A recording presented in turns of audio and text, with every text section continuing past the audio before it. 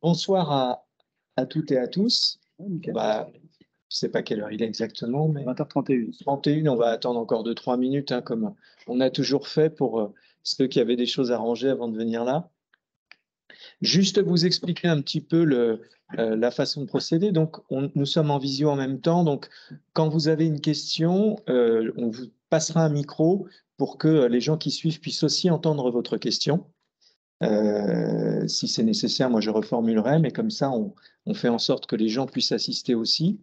Et puis, en tout début de réunion, comme j'ai fait la dernière fois, puisque nous avons commencé avec le quartier des Prés il y a peu de temps, j'ai imaginé vous mettre en tout début de réunion un tout petit focus sur une thématique de la ville. La dernière fois, c'était les statistiques INSEE de la ville.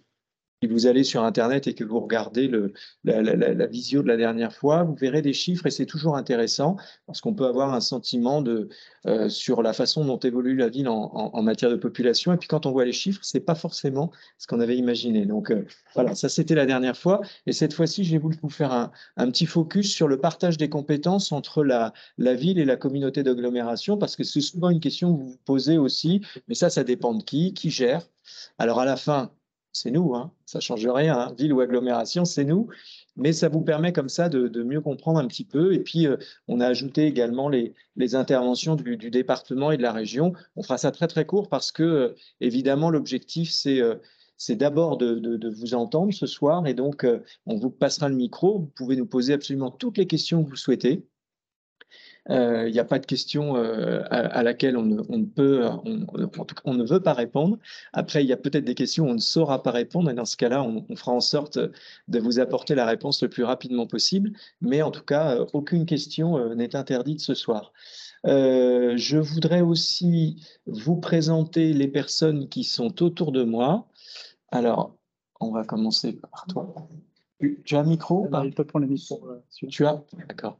Bonsoir à tous, je suis Virginie Provençal, chef de cabinet. C'est moi qui vais vous passer le micro ce soir. Bonsoir, Walou Boussard, adjoint en charge du cabinet. Alors bonsoir, Nathalie Esnouf. Donc moi je suis conseillère municipale et présidente du quartier du Plan de Trou avec votre président. Voilà. Madame la présidente. Bonsoir, Antoine Beau, directeur de cabinet. Bonsoir, Karine Loos, directrice générale des services. Jacques Sec, directeur général des services techniques. Bonsoir, Eric Pio, responsable de la police municipale. Merci beaucoup. Alors, Nathalie vous a indiqué qu'elle était présidente du conseil de quartier, mais donc ça veut dire qu'il y a un conseil de quartier, qu'il y a des membres du conseil de quartier qui sont là. Est-ce que vous voulez bien vous lever pour que les gens vous voient, s'il vous plaît? Eh ben voilà, hein, premier rang. Et je suis très heureux qu'il soit avec nous ce soir parce que, n'oubliez pas, ce sont des habitants qui se sont présentés eux aussi à une élection et qui travaillent dans l'intérêt du quartier, qui font l'interface entre le quartier et la ville. La proximité, c'est ce qu'il y a de mieux pour bien comprendre les problématiques. Et donc, je tiens à les saluer ce soir devant tout le monde pour le travail qui est accompli et qui est vraiment nécessaire et de qualité sur le quartier du Plan de Trou. Je tiens aussi à saluer deux personnes très importantes. Les présidents et vice-présidents du conseil municipal des jeunes, Vincent et Théo. Voilà, on peut les applaudir.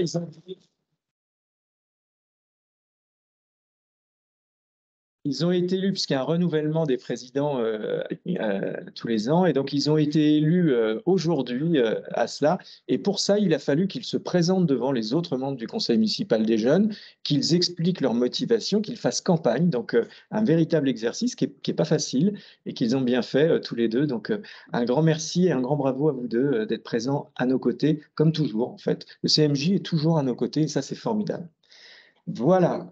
Il y a aussi d'autres élus qui sont présents dans la salle. Les élus, est-ce que vous voulez bien vous lever pour qu'on vous voit?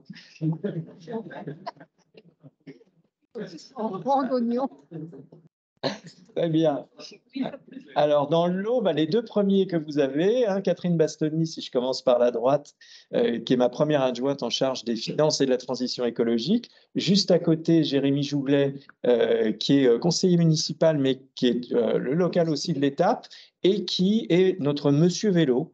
Hein, c'est la personne à qui j'ai demandé de travailler particulièrement sur cette thématique. Et si vous voulez, on pourra en parler dans la soirée parce qu'il y a beaucoup de choses à ce sujet-là. Après, vous avez Christine Garnier à sa gauche, qui est mon adjointe en charge des ressources humaines. Juste derrière le sportif, Michel Cretin, voilà. Donc toute l'activité sportive de la ville, c'est sous sa houlette. Régis Sarel, qui cache Régis. Régis, c'est Monsieur Communication, hein, sur la ville. On a déjà en charge de la communication. Ensuite, José Cachin, qui habite aussi le quartier et qui est l'élu, mon adjoint en charge de la culture et de l'événementiel. Ensuite, juste à côté, c'est Corinne Basque, qui s'occupe de la petite enfance. Ensuite, Véronique Cochereau, qui s'occupe du conseil de quartier des prés. Ensuite, Yannick Ledorz, c'est la personne qui s'occupe du scolaire. Donc, si vous avez des plaintes, si c'est pas bon, des choses, c'est lui qu'il faut aller voir, pas moi. Et puis, juste à côté, vous avez Yaya Dianka, qui lui est le président du conseil de quartier de Saint-Quentin en Yvelines. Voilà. Et il y a Marie Toussaint dans le fond, qui est là aussi, Marie. Alors, Marie, elle s'occupe de tout ce qui est vie des quartiers, entraide et bénévolat. J'ai rien oublié, Marie? Démocratie locale. Et j'ai dit conseil de quartier. Ah, démocratie locale, oui, tu as raison, démocratie locale. Voilà, donc une grosse responsabilité. Et le monsieur avec les lunettes jaunes, là, c'est Yann Pasco, c'est le journaliste de la vie. Voilà, alors, on va commencer par la petite présentation sur les compétences. Tu peux me parler? Oui, s'il te plaît. Alors, je vais me lever. Je peux me lever? Oui, tu le gardes. Ce sera plus simple pour montrer les exemples. Alors, c'est une petite image, mais je vais vous le dire. Donc, on a, avec la décentralisation, différentes compétences qui sont partagées entre la ville, la communauté d'agglomération, le département et la région. Donc, quand on prend les compétences de la ville, nous sommes sur des secteurs que vous connaissez bien, sport, culture, espace à eux. Non, tu veux faire la suite en zone? Urbanisme, travaux des quartiers. Oui, tu peux zoomer si tu veux. Action sociale, famille, état civil, santé, police municipale. Hein, je vous ai évoqué tout à l'heure les agents, les élus, pardon, je ne sais pas si je dis agents là, les élus qui s'occupent de chacun de ces secteurs. Et on voit un petit peu, alors vous l'avez dans le dernier journal, donc ça sera plus visible que là, mais on a mis justement aussi les budgets par secteur pour que vous puissiez avoir une idée à peu près de ce qu'on consacre. Sur 100 €, hein, il y en a 19 par exemple pour le scolaire et périscolaire. On comprend que c'est le secteur qui reste celui sur lequel on investit le plus aujourd'hui. Et puis après, vous avez le détail de tout. Pardon. Ensuite, petit côté communauté d'agglomération. Vous avez habitat, logement, voirie, développement économique, recherche et enseignement supérieur, transport urbain, le PLUI, donc ça c'est la réglementation urbaine, l'eau potable et l'assainissement, tout ce qui est politique de la ville, développement urbain, insertion sociale, les déchets, depuis maintenant 2 ans, même un peu plus, c'est la communauté d'agglomération qui est compétente en la matière, ainsi que les espaces naturels. Oui, tu peux continuer. Et puis, on a rajouté donc département et la région. Le département, c'est protection de l'enfance, collège, revenu solidarité active, le RSA, les personnes âgées, les personnes en situation de handicap et les routes, les RD, et on en a sur la ville de Montsou. Et enfin, pour la région, qualité de l'air, c'est transport ferroviaire, formation professionnelle, parcs régionaux, et puis on peut rajouter le développement économique de manière très importante. C'est tout. C'est bon. Voilà. Je l'avais dit, ça ne serait pas très long. Mais n'hésitez pas à poser des questions s'il y a des choses qui n'étaient pas claires, mais ça vous permet de comprendre un petit peu le fonctionnement. On a, nous, vraiment les missions de proximité, on va dire, sur la petite enfance, le périscolaire, etc., etc. Et la communauté d'agglomération va être sur les réseaux, tout ce qui est eau, tout ce qui est collecte des déchets, etc., tous ces sujets-là. Donc, voilà un petit peu comment les choses se partagent. Et voilà Ketchan Abe, qui est mon adjointe en charge de l'action sociale et des seniors et des personnes en situation de handicap. Voilà. C'est toujours bien d'arriver après, comme ça. Ah oui, et une autre petite chose qu'on va vous montrer qui va très vite aussi, et après je vous promets on passe aux questions, mais je ne sais pas si vous l'avez vu, c'est pour ça qu'on veut le diffuser un peu. On avait, suite à des discussions avec les commerçants que nous avions faites en début de mandat, on avait imaginé faire des petits films de présentation de chacun de nos petits centres commerciaux de proximité pour les promouvoir, et ces petits films on les diffuse entre autres à la salle Jacques Brel avant les films. Donc il y a un petit film qui a été fait sur les commerçants du plan de Tantôt. voilà, parce qu'on a plusieurs plans à Montigny, on peut jeter un plan de trou, et on va vous le montrer. Et c'est Antoine ouais, qui va vous diffuser ça.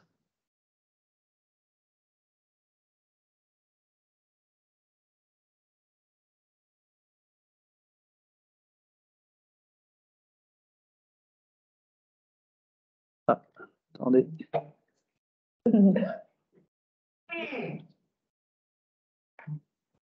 Sans madame. Alors, il y a un silence religieux, mais c'est normal. Vous allez voir, dans pas longtemps, ça va. On va parler. Vous attendez, en fait. Bienvenue.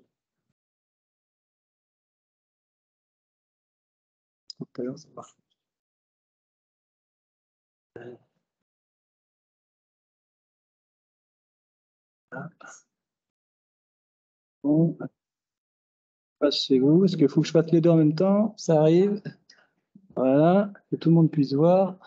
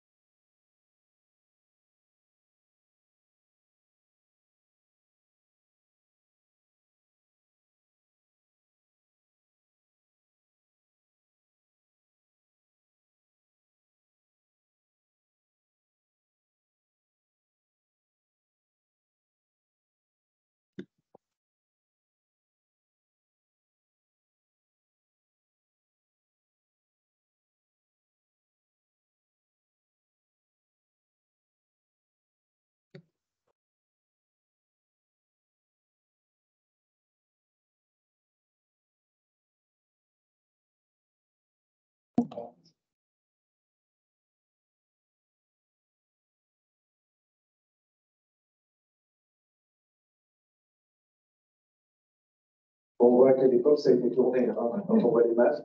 Ah oui.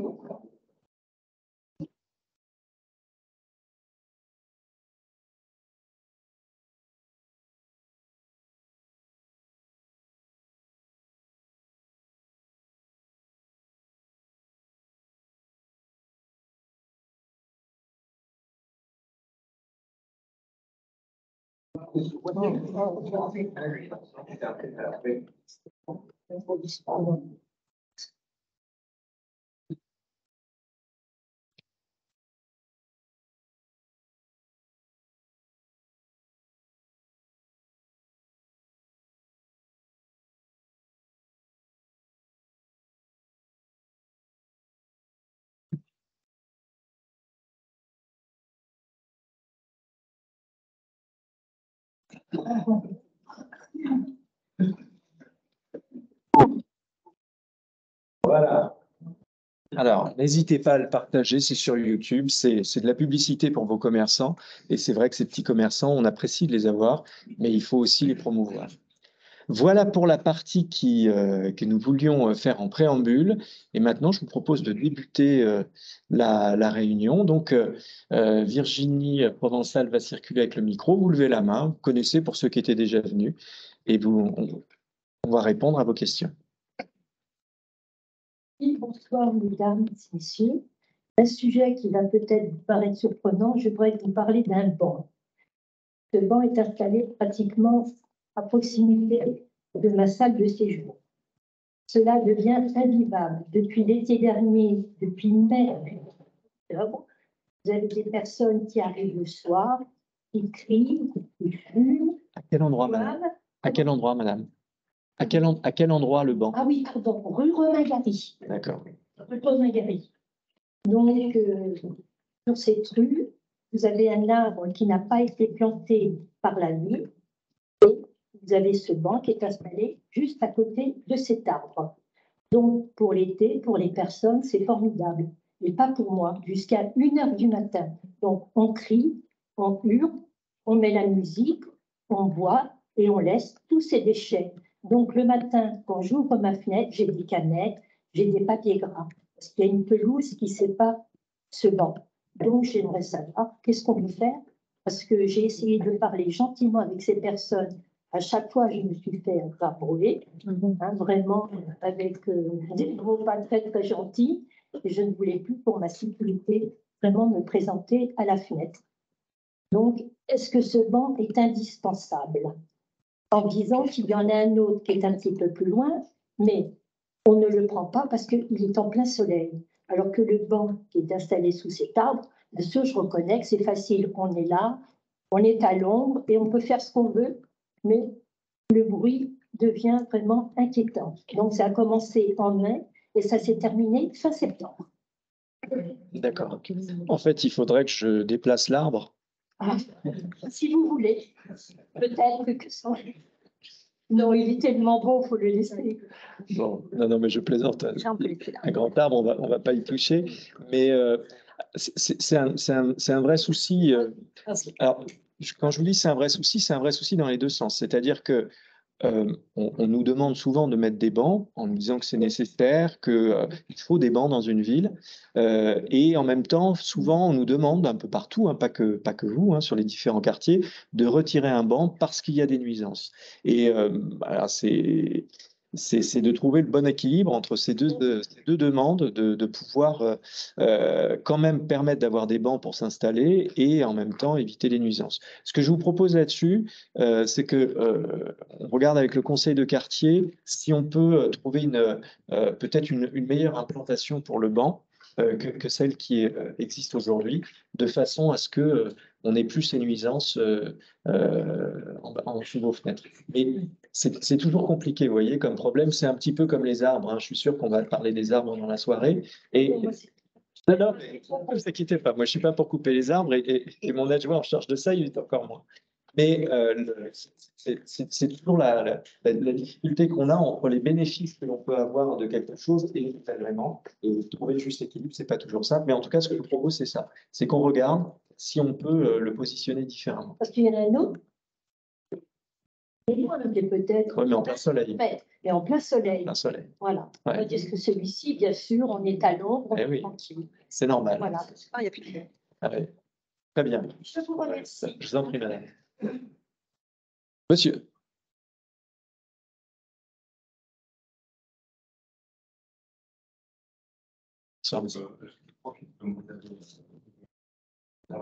Oui. Justement, c'est pour les arbres. On se situe à limite Victor Hugo. Moi-même, je suis en arrière canal, seulement sur la rue Victor Hugo, en un endroit où il y a 3 marronniers. Ouais. Alors, il y avait déjà signalé pour un problème d'ensoleillement par rapport à la maison initialement. Maintenant, le sujet, ce sont les racines qui arrivent très proche de la maison. J'avais envoyé un dossier avec des photos assez complets. Donc, c'est vrai qu'on va relancer le sujet. Oui. Merci, monsieur. Alors, c'est vrai que j'ai souvenir qu'à la dernière réunion publique ici, les marronniers de la rue Victor Hugo avaient déjà été un sujet important de la soirée. Et c'est un peu pour ça que j'évoquais tout à l'heure la difficulté à traiter ce genre de sujet, parce qu'on est à la fois dans le besoin et de plus en plus d'avoir des arbres dans les rues pour limiter le réchauffement l'été quand il fait aussi chaud que ce qu'on a pu connaître ces dernières années. Et en même temps, les riverains directs, en général, ont les désagréments des feuilles, de la perte d'ensoleillement sur leur jardin ou sur leur maison, et puis des racines qui se développent et qui peuvent poser des problèmes, détériorer à la fois l'espace public, mais aussi parfois à l'intérieur des parcelles privées. Je vais laisser Bruno Boussard vous apporter une réponse sur la façon dont tout ça est traité, et on va essayer de vous répondre sur ce sujet de manière précise, mais d'abord vous dire un peu comment ça se passe au niveau de la gestion de tout ça. Bon, ça a quelques problèmes. Il faut savoir que l'entretien, déjà, nous avons un patrimoine dont on a hérité de l'EPA, il y a les implantés. Ce sont des arbres ne sont pas des arbres qu'il aurait fallu planter en ville. Ce sont des arbres qu'on voit le long des routes, des grands arbres qui peuvent dépasser les 20, 25 ou 30 mètres et qui ne sont pas adaptés au cœur de ville. Ce patrimoine, on en a hérité et on fait avec. Ce patrimoine de 1500 arbres environ, on le gère d'une manière pas drastique, ce que souhaiteraient certains habitants, mais on a une politique d'enlever le bois mort, de sécuriser les arbres en priorité, et on revient sur le patrimoine environ tous les 6 ans, compte tenu de l'importance du patrimoine. Il faut savoir que dès lors qu'on élague les arbres, tout ce qu'on coupe, l'arbre, la nature le prend si droit, l'arbre va refaire autant de branchages que par le passé, mais dans le même temps, il va refaire autant de racines. Donc, tailler drastiquement, ça n'a aucun sens, pour cette raison-là.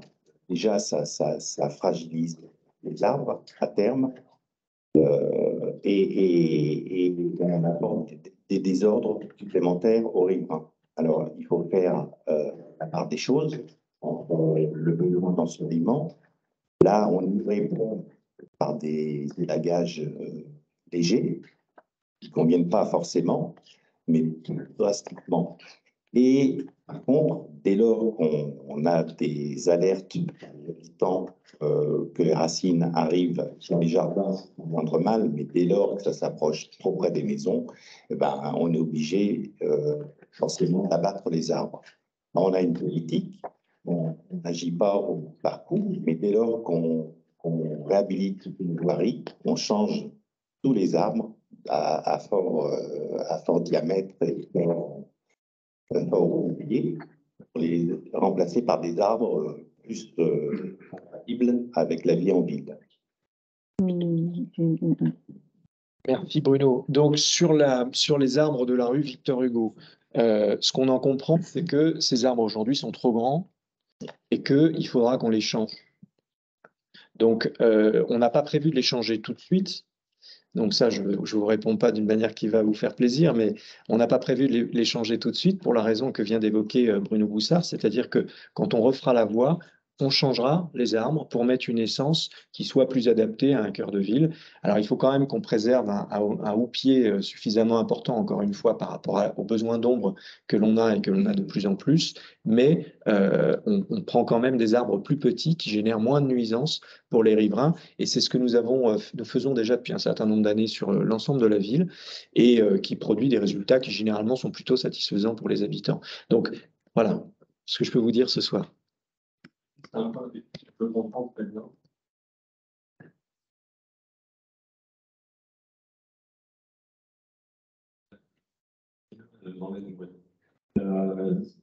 L'objectif aussi de mon courrier, c'était par rapport à la taille des racines qui sont dans le jardin, à proximité de la maison. Sachant que les fondations de nos maisons, c'est 3 par 1, c'est une dalle flottant sur du sable. Donc, s'il y a des nuisances, des dégâts qui sont causés à la maison, la question derrière, termes de protection, c'est qui prend en charge? Ah ben là, c'est nous sommes responsables. Mais s'il y a vraiment des racines qui s'approchent, c'est ce que vous disait Monsieur Boussard, c'est que dans ces cas-là, on va venir voir, et que s'il faut faire tomber un arbre parce que les racines sont trop proches de votre maison, là nous n'attendrons pas, nous le ferons. Voilà. Donc, si vous voulez, on pourra voir peut-être en fin de réunion que vous nous redonniez votre nom et puis qu'on regarde et qu'on puisse reprendre contact avec vous. D'accord? Il y avait monsieur là-bas et après j'ai vu madame. Oui. Ce soir, une question en termes de développement durable. C'est possible de rappeler les actions prévues responsables, mais peut-être plus focalisées en termes de résultats sur le quartier, si c'est possible. Au niveau des actions qui vont être faites en matière de développement durable. Alors, vous avez, est-ce que depuis notre conversation l'autre jour, vous avez pu regarder le rapport de développement durable que nous avons mis? Oui, récemment, oui, j'ai regardé, donc, c'est là, bon, des actions. Oui. Il y a pas mal de choses.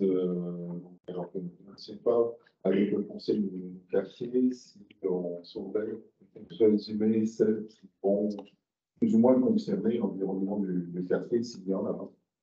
Alors, c'est difficile. oui, enfin, il y a plusieurs plans là-dedans. Il y a celui des bâtiments communaux d'abord, sur lesquels, petit à petit, nous entreprenons des travaux de réhabilitation thermique importants. On a eu là, depuis le début de ce mandat, 2 écoles, une maison de quartier, l'ouverture de la maison de santé, mais les travaux de la maison de santé ont fait qu'on a aussi isolé l'équipement. Et à chaque fois qu'on a fait une réhabilitation de ce type, nous sommes arrivés à des économies d'énergie qui allaient entre 45 et 60% par rapport aux consommations antérieures. Donc ça, c'est le premier travail qui a été fait. Et évidemment, sur le quartier, les équipements qui sont là subiront le même sort et seront réhabilités eux aussi thermiquement pour qu'on puisse baisser notre facture énergétique. Vous le savez, cet hiver, on a été impacté très très fort au niveau de ce sujet-là, puisque sur un budget avant la crise énergétique et avant le Covid en 2019, nous avions une facture énergétique pour la ville de Montigny d'1,5 million d'euros. Et quand on nous a annoncé au mois de décembre l'augmentation qu'il y avait sur l'électricité et le gaz, en faisant le calcul, si nous restions à consommation constante sur nos équipements, nous étions à un montant de 3,8 millions, 3,9 millions d'euros. Imaginez un petit peu le gap qui se fait sur de l'argent que nous n'avons pas. Nous n'avons pas de budget avec le gras que nous avons, c'est ce qui sert à faire les travaux dans les rues, ce qui sert à faire les travaux dans les équipements. Donc on n'a pas d'argent en plus qui nous permet de pouvoir répondre à ça. Donc du coup, on avait déjà, comme je vous le disais, entamé beaucoup de travaux sur nos équipements. On avait avant l'arrivée de Jean-Jacques Sen, notre nouveau directeur des services techniques, un autre directeur, M. Claude Pignan, qui, depuis déjà plus de 20 ans, a entrepris des travaux importants sur les équipements de la ville. Donc, on n'a pas pris trop de retard sur ce sujet-là, au contraire. Donc, ça, c'est le premier sujet, et qui se joint à un autre sujet important, qui est celui du nombre de locaux que l'on a sur la ville, puisqu'aujourd'hui, on a 140 000 m² de surface de bâtiments communaux. 140 000 m². Vous voyez un peu ce que ça représente, c'est colossal. Et pourquoi? Tout simplement parce que, rappelez-vous, l'établissement public, quand ils ont construit la ville nouvelle, eh bien, ils construisaient dans des champs, donc il n'y avait pas de limite, on pouvait faire des grandes surfaces, et à l'époque, ça ne coûtait pas cher de se chauffer, donc ils ont été très généreux dans les constructions avec des équipements assez grands, et donc on a beaucoup d'équipements, on avait beaucoup d'écoles qui ont ouvert puis qui ont fermé très peu de temps derrière, et qui sont devenus des équipements publics. Donc, on gère aujourd'hui tout ce patrimoine. Et évidemment, il faut se poser la question de est-ce que je reste avec 140 000 m² d'équipement aujourd'hui avec les conditions que nous avons en matière de développement durable et puis d'un point de vue financier avec le coût de l'énergie, ou est-ce qu'on cherche à réduire quand on le peut? Et donc, c'est ce que nous avons fait aussi tout récemment.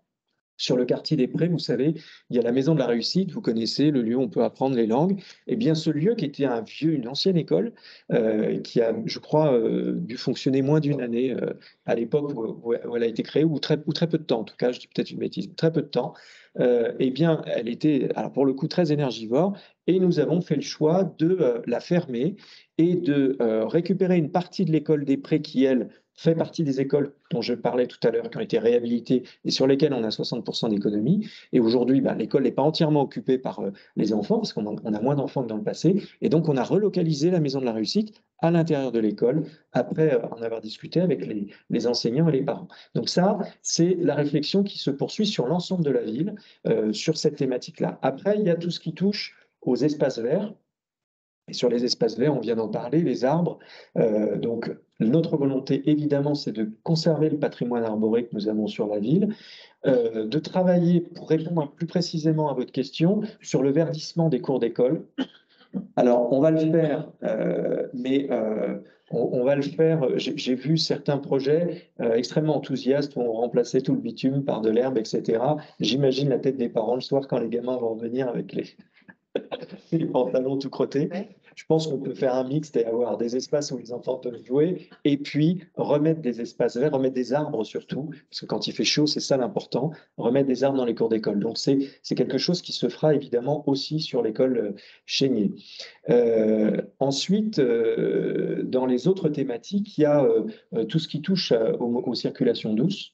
Et au niveau des mobilités douces, hein, bonsoir, j'évoquais Jérémy Jouglet, l'élu qu'on appelle donc Monsieur Vélo à Montigny, et qui justement aujourd'hui est en train de faire un travail avec Bruno Boussard, avec les services de la ville, pour, en s'appuyant sur ce qui se fait au niveau du plan vélo régional, qui va nous permettre, vous l'avez vu peut-être, nous allons bientôt avoir une passerelle qui va nous permettre depuis le long de l'avenue des Prés d'accéder à l'île de loisirs à vélo et à pied.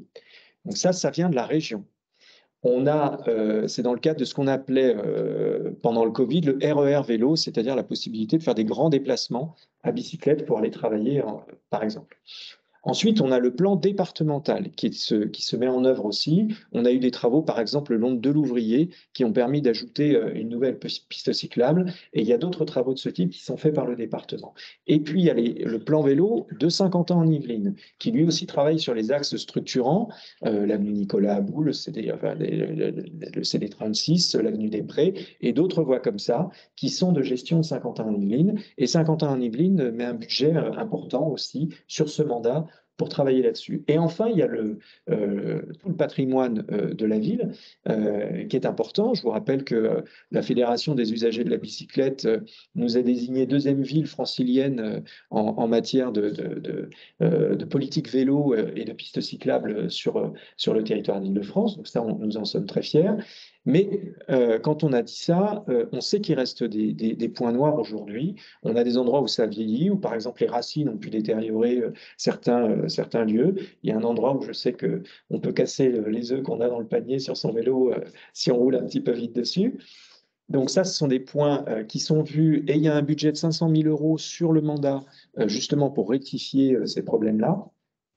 Et il y a aussi tout ce qui touche au savoir rouler. Alors, il y a un monsieur qui est là ce soir, justement, qui fait partie du VCMB, qui était dans une école aujourd'hui pour... Derrière chez vous.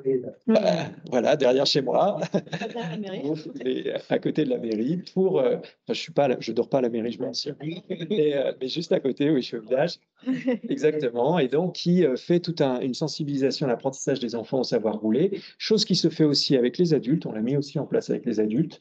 J'y ajoute le répar vélo qui s'est installé sur la ville et qui vous permet d'apprendre à réparer votre vélo et aussi d'acheter des vélos d'occasion à des prix intéressants. Donc voilà tout ce qui se fait. Et d'ailleurs à ce sujet, je vous annonce en avant-première que le 13 mai prochain, nous aurons une journée du vélo, ça s'appelle la journée Vélo Attitude, pendant laquelle, c'est à Coubertin, c'est ça? Oui. On vous montrera et on vous donnera plein d'éléments pour vous inciter, pour vous aider, pour ceux qui hésitent encore à franchir le pas, à faire vos déplacements à vélo sur la ville de Montigny. Donc voilà sur cet aspect-là des choses.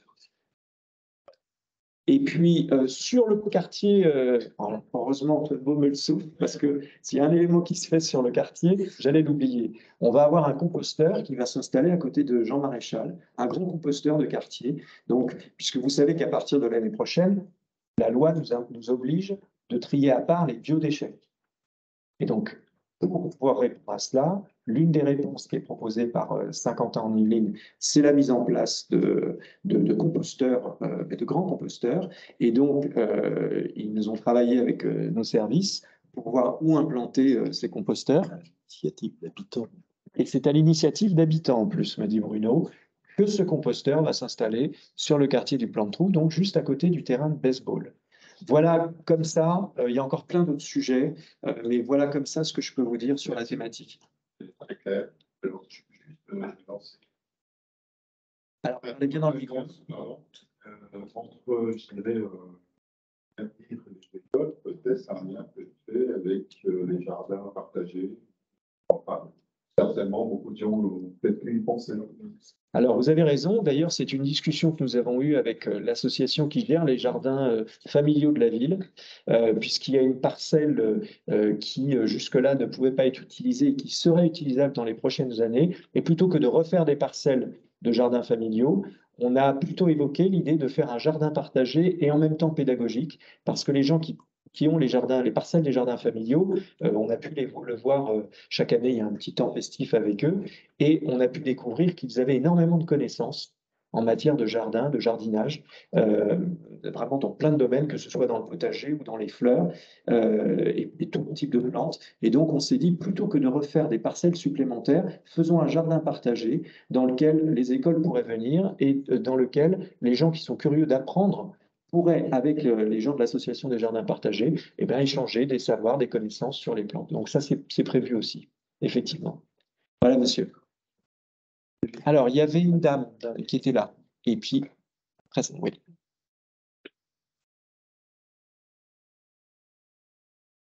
Bonjour, je reprends la thématique des arbres. Oui. Parce que moi, les racines, elles sont dans les toilettes. Ah oui. Elles savent que je suis banale. J'ai écrit à la mairie. J'ai Oui. demandé à ce que c'était un bosson coupé et je n'ai pas de réponse. L'arbre n'est pas coupé. J'attends désespérément. J'ai envoyé une nouvelle lettre hier. Donc, j'aimerais dire que c'est un bosson. Et au plus vite, moi, je voudrais que mon habitation ne soit pas dégradée au maximum. Moi, Absolument. des racines dans mes toilettes. Et je trouve bien que ça sèche. J'aime beaucoup la nature, hein, mais pas ce qu'on entend. Oui, oui. Chaque chose à sa place. Voilà. Mais écoutez, on prendra vos coordonnées en fin de réunion et on vous apporte une réponse là-dessus tout de suite. D'accord. Et j'avais Oui. les horaires d'ouverture, justement, ils sont sortis de Jean Maréchal. Ils Oui. sont vraiment très, très tardifs. Ça ferme à plus de 23h, 23h15, 23h20. Pour les habitants, ça fait quand même beaucoup de 23h. Là, c'est un peu mieux, mais on a passé une année dernière. Parfois, j'ai écrit aussi de nombreuses lettres à la mairie. Mais bon, je n'ai pas eu de réponse. Alors, je suis surpris de ça parce qu'il peut arriver qu'il n'y ait pas de réponse, ou en tout cas qu'il y ait des réponses qui arrivent tardivement, mais pas de réponse. Ah, voilà. Voilà. N'apportez pas de solution. D'accord.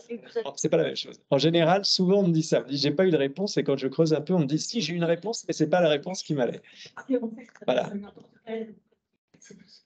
Oui, alors là-dessus, je ne vais pas vous faire davantage plaisir ce soir parce que on a une activité sportive sur la ville qui est importante et c'est vrai que en fonction des différentes disciplines, les gens ne peuvent pas commencer avant une certaine heure, souvent, hein, c'est le soir, et donc il faut bien que ça se passe. Et je comprends que ça puisse générer des nuisances. J'ai vécu sur une autre partie de Montigny, avant d'être à côté de la mairie, où je me situais juste à côté d'un stade et d'un gymnase. Donc, j'ai connu ça aussi, mais je préfère largement avoir ce genre de nuisances parce que ce sont des nuisances positives, je trouve, au sens où ce sont des sportifs, pas des gens qui viennent à côté de chez vous pour faire n'importe quoi.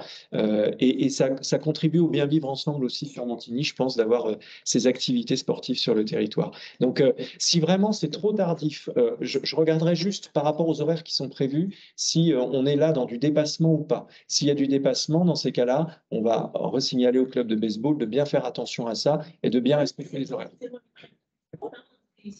Ah oui, c'est ceux qui sont. C'est le badminton.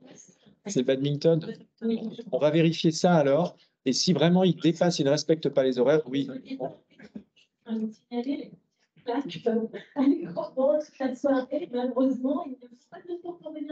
Alors attendez, j'ai Michel Crétin qui va vous apporter une réponse. Attends, on va te donner le micro. Tu vas aller dès demain voir les sportifs de Maréchal. Alors d'abord, ce que je voulais vous signaler, c'est que depuis le début de cette saison, d'abord depuis cet hiver, où on a des contraintes liées à la crise énergétique. Alors, nous, on a des projets le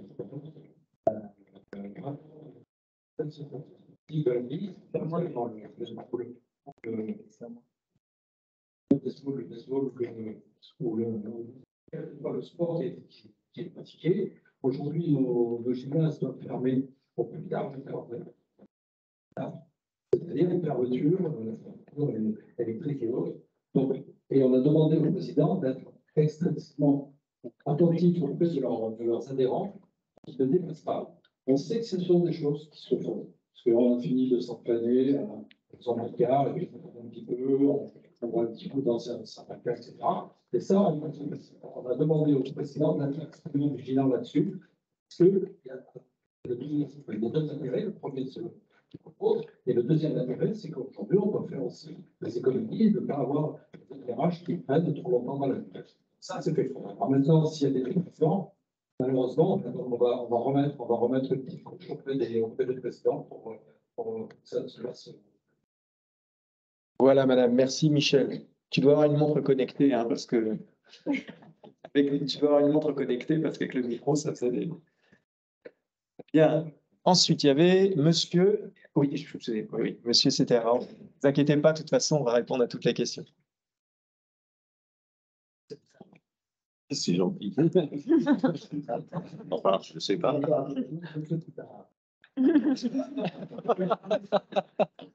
Bien dans le micro, s'il vous plaît.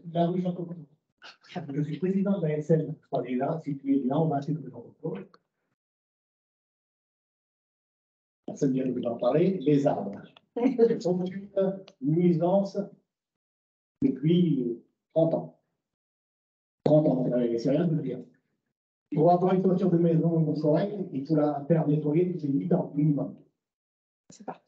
Il y a déjà 4 arbres qui ont été abattus dans la rue. 4. Les racines sont dans les toilettes ne fonctionnent plus. Dans les WC, la cuisine, les WC ne fonctionnent plus. Là, chez Madame Marguerite, c'est quoi? Parce que dans les toilettes, c'est dans la cloison. Donc, il faut savoir que les racines, c'est expliqué par un spécialiste, les racines entendent le bruit et suivent les bruits beaucoup loin. Donc, on a averti depuis très longtemps, depuis 15 ans minimum, que les racines posaient des problèmes, qu'elles arrivaient dans les maisons, qu'elles détérioraient les biens privés, les trottoirs, c'est bien, mais les biens privés. Rien n'a été fait. Donc les actions sont menées quand il y a urgence. Il n'y a pas d'anticipation. Donc j'aimerais que vous m'expliquiez, j'aimerais vous poser une question. Pourquoi une Maria Callas qui avait les mêmes arbres qui a été livrée 6 mois avant nous, les arbres ont été changés depuis 20 ans. Ça, je ne comprends pas. Et enfin, rue Jean Cocteau, les travaux sont prévus, un réaménagement d'arbres est prévu. On ne sait pas ce qui va être fait, il est budgété, mais on aurait dû être convié, semble-t-il, à une réunion à partir de janvier. Prévu. Mais bon, ça prend des retards, visiblement. Serons-nous conviés à une réunion? Alors, Bruno Boussard va vous répondre, hein, puisque vous êtes adressé à lui. Juste de vous dire, mais c'est très bien, c'est pour ça qu'il est là. Mais juste pour vous dire, effectivement, vous avez donné un élément important, c'est inscrit au budget. Donc, c'est pour que ça se fasse. Ah, c'est important. C'est important. Et effectivement, sur un aménagement de ce type, il y a une concertation qui sera faite avec les habitants de la rue. Le conseil de quartier aussi sera invité à tout ça. Et Bruno va pouvoir vous expliquer un petit peu les démarches. J'aimerais avoir une réponse aussi par rapport à la démocratie locale. Quel est son rôle? Parce qu'il y a eu par rapport au parking aussi, il y a eu des chasse-trous qui ont été posés sans que nous ayons été avertis, alors qu'il y avait une réunion 3 jours, une réunion d'une AG de l'ASL 3 jours avant. Les chasse-trous ont été posés, on n'a jamais été avertis. Ah, ça a été un peu rapide, effectivement. Mais j'ai contacté notre et a refusé de se déplacer. Parce que, je ne sais pas pourquoi, ça se fait dans votre partie de la ville, j'ai encore jamais vu ça. Il y a au minimum, à ma connaissance, 4 voitures qui ont éclaté leur cours. Je ne vous parle pas des châssis de certaines voitures. Elles étaient tuées, elles pour partir de choix, je ne sais pas où. Après. Je l'ai remonté. Comme retour, j'ai eu, ça se fait, ça ne pose pas de problème, c'est pas réglementaire, c'est pas des cocktails, mais ça ne pose pas de souci. Je suis désolé. Moi, je n'ai pas une voiture sur BC.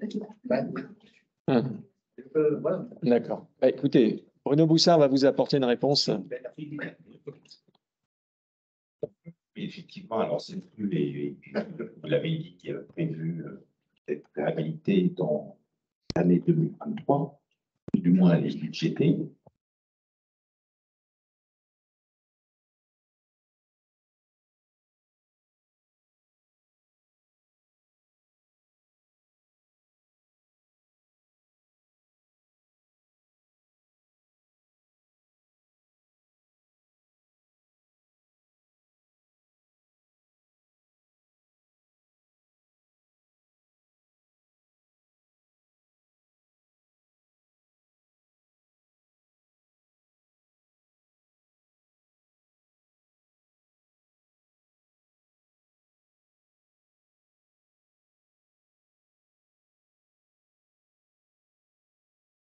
sur cette mission, qui est en train de préparer des propositions. On va travailler avec le service urbanisme, puisque vous savez qu'une partie de la rue, notamment la moitié des trottoirs à droite et à gauche, sur la partie de rue entre la Centre des Tonnelles et la rue Victor Hugo, ces parties de trottoir appartiennent à la résidence. Donc, il y a un problème de foncier à régler entre nous. Donc, on va revenir vers l'ASN pour discuter d'une éventuelle rétrocession ou autre. Et le projet, bien évidemment, sera présenté, enfin, différents projets vous seront présentés. Il y aura une concertation alors avec le conseil de quartier, mais plus encore, j'estime, avec les riverains, puisque les membres des conseils du quartier, leur avis est important. Pour autant, à mon avis, l'avis le plus important, ce sont ceux qui vont pratiquer, qui vont avoir le passage des véhicules et les problèmes soit d'arbres, soit de stationnement. L'avis des personnes les plus près du projet est important. Donc, on ne vous a pas oublié. C'est vrai que j'avais dit qu'on viendrait voir en début d'année. On a pris un petit peu de retard, mais il faut savoir prendre le temps pour bien préparer le dossier.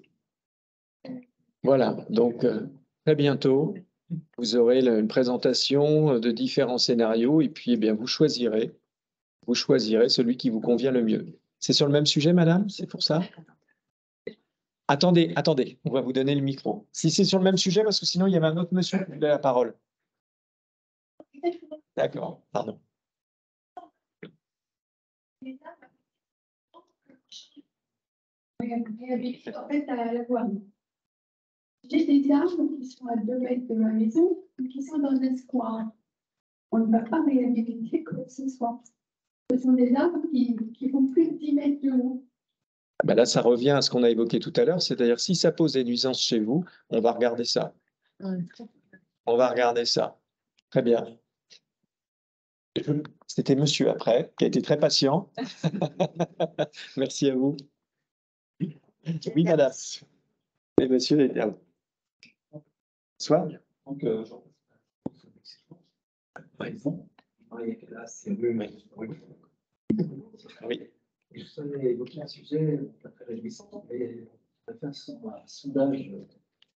La présence de rats dans les canalisations avec les eaux, là, et aussi dans nos jardins. Et un relevé d'essence. Qu'est-ce qui vont être là? Donc, j'ai bien fait j'ai bien eu une réponse de m'adresser à ce qu'elle à l'énumération sociale. Voilà. Et voilà, il y a le lien, allez sur le lien. C'est pas ça de la mairie de s'occuper de ce sujet-là.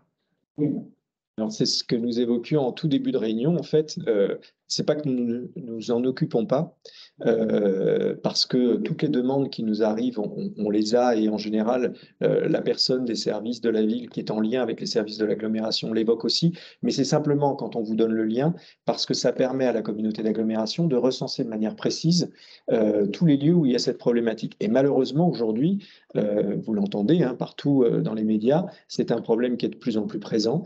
On a de plus en plus de rats et c'est assez compliqué en tout cas, on n'a pas trouvé de solution à ce jour pour enrayer le problème. Donc, ce qui se passe à chaque fois, c'est que vous avez, et là d'ailleurs, c'est ces jours-ci, je crois, hein, c'était là, hein, voilà, l'intervention sur les différents réseaux qui est faite par la communauté d'agglomération. Donc là, ça vient d'avoir lieu. Donc, vous pourrez nous dire si ça a produit un effet. En général, c'est assez efficace. Nous, ce que nous faisons, c'est que dans ces cas-là, nous faisons aussi sur notre patrimoine des interventions de façon à ce que les bestioles ne se réfugient pas dans des parties chez nous. Donc, on fait de manière concertée comme ça et on arrive à contenir le problème de cette manière-là. Mais aujourd'hui, c'est vrai, c'est un vrai souci qui se pose. Alors, je ne parle même pas de Paris, hein, en ce moment, vous avez vu ce qui se passait. Mais chez nous, effectivement, moi, il y a quelques temps de ça, l'année dernière, on avait fait des balades urbaines avec les conseillers de quartier. Et sur un quartier, je suis tombé sur 2 rats qui passaient devant moi. Je n'ai pas souvenir en circulant dans la la ville d'en avoir vu auparavant comme ça, en plein jour. Donc effectivement, on a une recrudescence, mais pour autant, on a, merci, on a ce travail-là qui est fait avec la communauté d'agglomération. Donc c'est pas dédaigneux quand on vous demande d'aller sur le lien, c'est tout simplement parce que comme ça, Saint-Quentin peut collecter sur l'intégralité de son territoire tous les lieux où elle doit intervenir. Et donc là, on vient de me dire qu'il y a en plus par an 2 campagnes de dératisation qui sont faites par la communauté d'agglomération et que la ville accompagne systématiquement. Et là, ça vient d'être fait. Il y en a une mi-mars. Il y en a une mi-mars. Il y en a une. Et vous avez un article d'ailleurs dedans, dans le dernier journal de Limontin qui évoque le sujet aussi, qui explique un peu comment ça se passe, justement. Vous avez le détail de toute façon-là.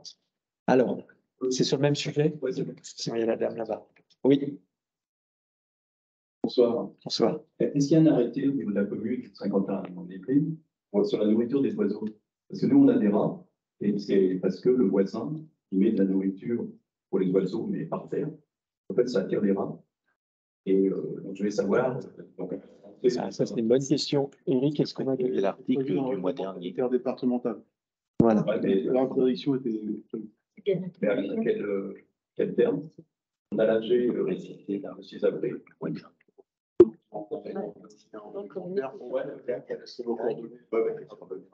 Patrimoine.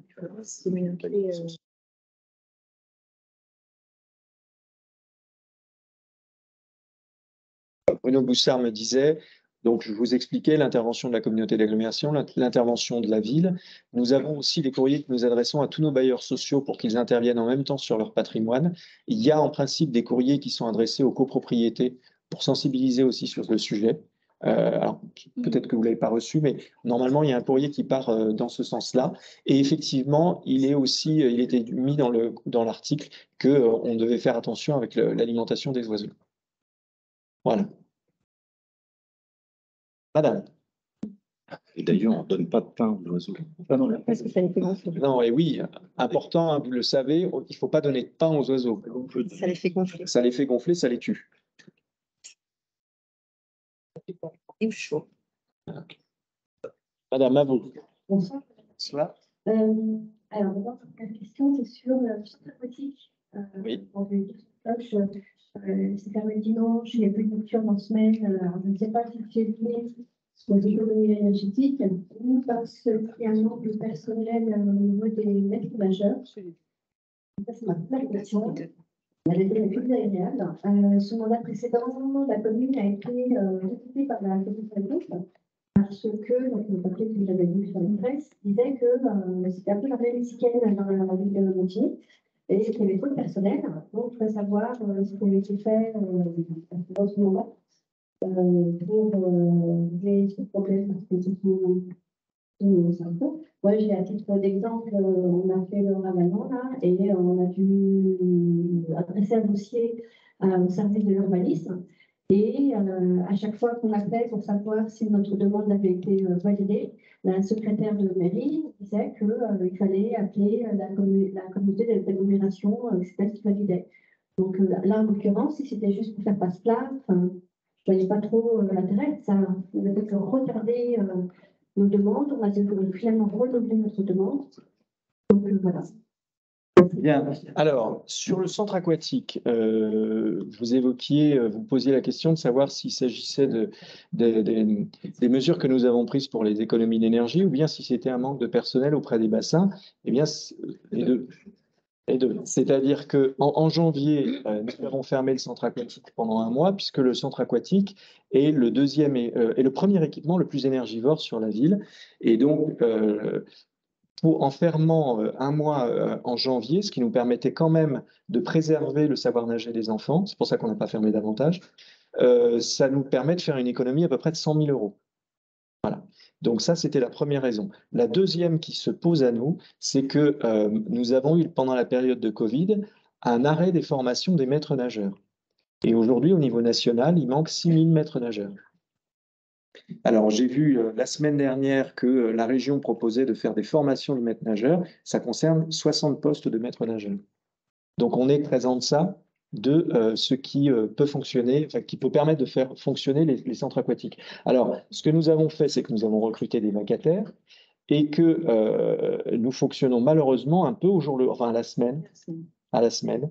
C'est en fonction des effectifs que nous avons, nous informons les habitants des créneaux qui sont disponibles. C'est une situation qui devrait disparaître à terme parce qu'on est en train de former des gens, mais pendant un certain temps, nous aurons ce problème-là d'avoir effectivement des manques sur certains créneaux parce que il nous manque des maîtres nageurs. Alors, le centre de formation, c'est qui? Non, la formation, c'est le site. Le site internet de la ville, toutes les semaines, et l'affichage sur le centre aquatique, et des mails aux usagers abonnés ou ayant des cours, bien sûr, mais sinon, toutes les semaines sur le site de la ville. Voilà. Sur le deuxième sujet, alors la Chambre régionale des comptes ne nous a pas retoqué. On n'a pas été retoqué pour ça, parce que vous avez dans les différentes formes de recommandations que la Chambre régionale des comptes peut vous faire, des choses qui sont de l'ordre de l'injonction, c'est-à-dire vous devez faire, des choses qui sont de l'ordre de la recommandation, il serait mieux de faire comme ça, et puis des remarques qui peuvent être faites sur des points qui leur semblent, pour lesquels ils n'ont pas la même vision que nous. Mais sur ces points-là, pour le coup, je n'ai pas changé notre manière de faire avec ce qui se passait auparavant, et je l'assume pour une raison très simple. Si nous avons beaucoup de personnel à Montigny, c'est parce que nous avons beaucoup de services. Et c'est ça qui fait la force de la ville. Ah ben l'efficience. Alors je reviendrai sur le service urbanisme après, mais l'essentiel de nos personnels, ce sont les personnes que vous avez dans les écoles, que vous avez dans les crèches. Hein. Rien que les crèches, c'est 195 agents pour accompagner les enfants. Comme ça ne me parle pas. Non mais je vous dis simplement, on a à peu près 800 salariés à la mairie de Montigny. Si vous prenez simplement les crèches, c'est déjà 195 agents. Donc c'est déjà un quart des effectifs de la mairie, c'est pour la petite enfance. Parce que là, je pense qu'il n'y a pas à baigner une utilité. C'est réglementaire. Attendez, attendez, parce que je vous réponds en entier, puis après vous pourrez me reposer des questions et me dire si vous n'êtes pas d'accord. Mais donc, on a ça. On a pareil pour le scolaire. On a plus de 200 animateurs. Et je vais comme ça dans les différents secteurs. On a beaucoup de monde. Après, au niveau de la mairie, on a une centaine de personnes, ce qui pour une ville de 32 000 habitants n'est absolument pas surdimensionné, au contraire est très normal. Et au niveau du service urbanisme, c'est pas qu'on fait le passe-plat parce qu'on ne veut pas faire le travail, c'est parce que c'est la loi qui, sur le type de démarche que vous avez faite, nous oblige, nous, de préparer le dossier et de l'envoyer à la communauté d'agglomération qui le valide. Ça, ce sont les textes qui nous imposent de le faire comme ça. En revanche, vous avez des communes sur Saint-Quentin-en-Yvelines qui ont fait le choix de déléguer leur service urbanisme à la communauté d'agglomération. Et renseignez-vous, vous verrez que dans ces communes-là, les habitants se mordent un peu les doigts. Parce que le temps de traitement, quand il est fait au niveau de la communauté d'agglomération, n'est pas forcément le même que celui de la ville. Et la connaissance que les services, même s'ils sont compétents et sérieux au niveau de la communauté d'agglomération, ne sont pas les mêmes que les personnes qui travaillent au service d'urbanisme de la ville et qui y travaillent depuis près de 30 ans et qui connaissent toutes les rues de la ville. Donc, on a un traitement, nous, on a souhaité conserver ce service urbanisme à Montigny, pourtant, on peut en faire de l'urbanisme et de l'aménagement à l'agglomération. Donc, j'aurais pu. Mais je pense que ça, c'est vraiment pour le coup une politique de proximité et c'est vraiment nécessaire. Quand vous avez une problématique sur une parcelle, quand vous avez quelque chose sur une maison, je trouve que c'est mieux d'avoir quelqu'un qui peut vous accueillir en mairie pour discuter de ça. Donc, encore une fois, on est, et vraiment, on n'a pas été qualifié d'armée mexicaine par la Chambre régionale des comptes, pas du tout. Elle a simplement souligné qu'on avait une masse salariale importante. Et nous avons répondu, comme je vous le dis, en disant, nous assumons cette masse salariale parce que nous avons beaucoup d'écoles, beaucoup de crèches. Hein, je rappelle que c'est presque 400 places en crèche à Montigny-le-Bretonneux. C'est un nombre extrêmement important, mais qui répond à un besoin des habitants. On a une police municipale importante. Ça répond à un besoin aussi de sécurité sur la ville, puisqu'on sait que les effectifs de la police nationale ont sérieusement réduit ces dernières années. Et comme ça dans tous les secteurs. Donc, c'est vraiment une politique assumée, voulue. Je pense que les gens en général, enfin en tout cas les retours qu'on me fait, c'est qu'on est plutôt bien à Montigny. Mais si on est plutôt bien à Montigny, c'est parce qu'il y a beaucoup de monde qui est là pour faire le travail. Je pense à la période du Covid, par exemple.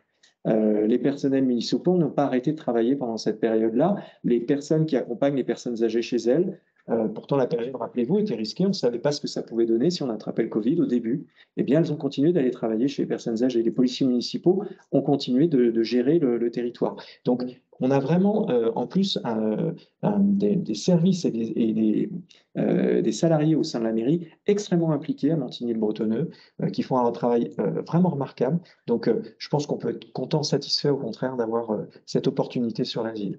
Et sur les impôts, il faut savoir aujourd'hui, en fait, nous ne percevons plus des habitants que la taxe, que l'impôt foncier, plus la taxe d'habitation.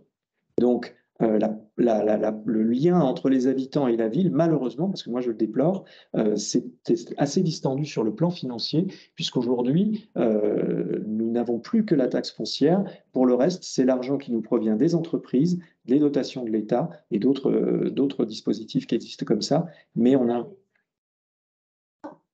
Ah, c'est tout reste, c'est là, c'est ce mandat. C'est ce mandat. Oui, oui, oui. Absolument, mais c'est là, et c'est maintenant, en fait, on est comme ça. Voilà, madame.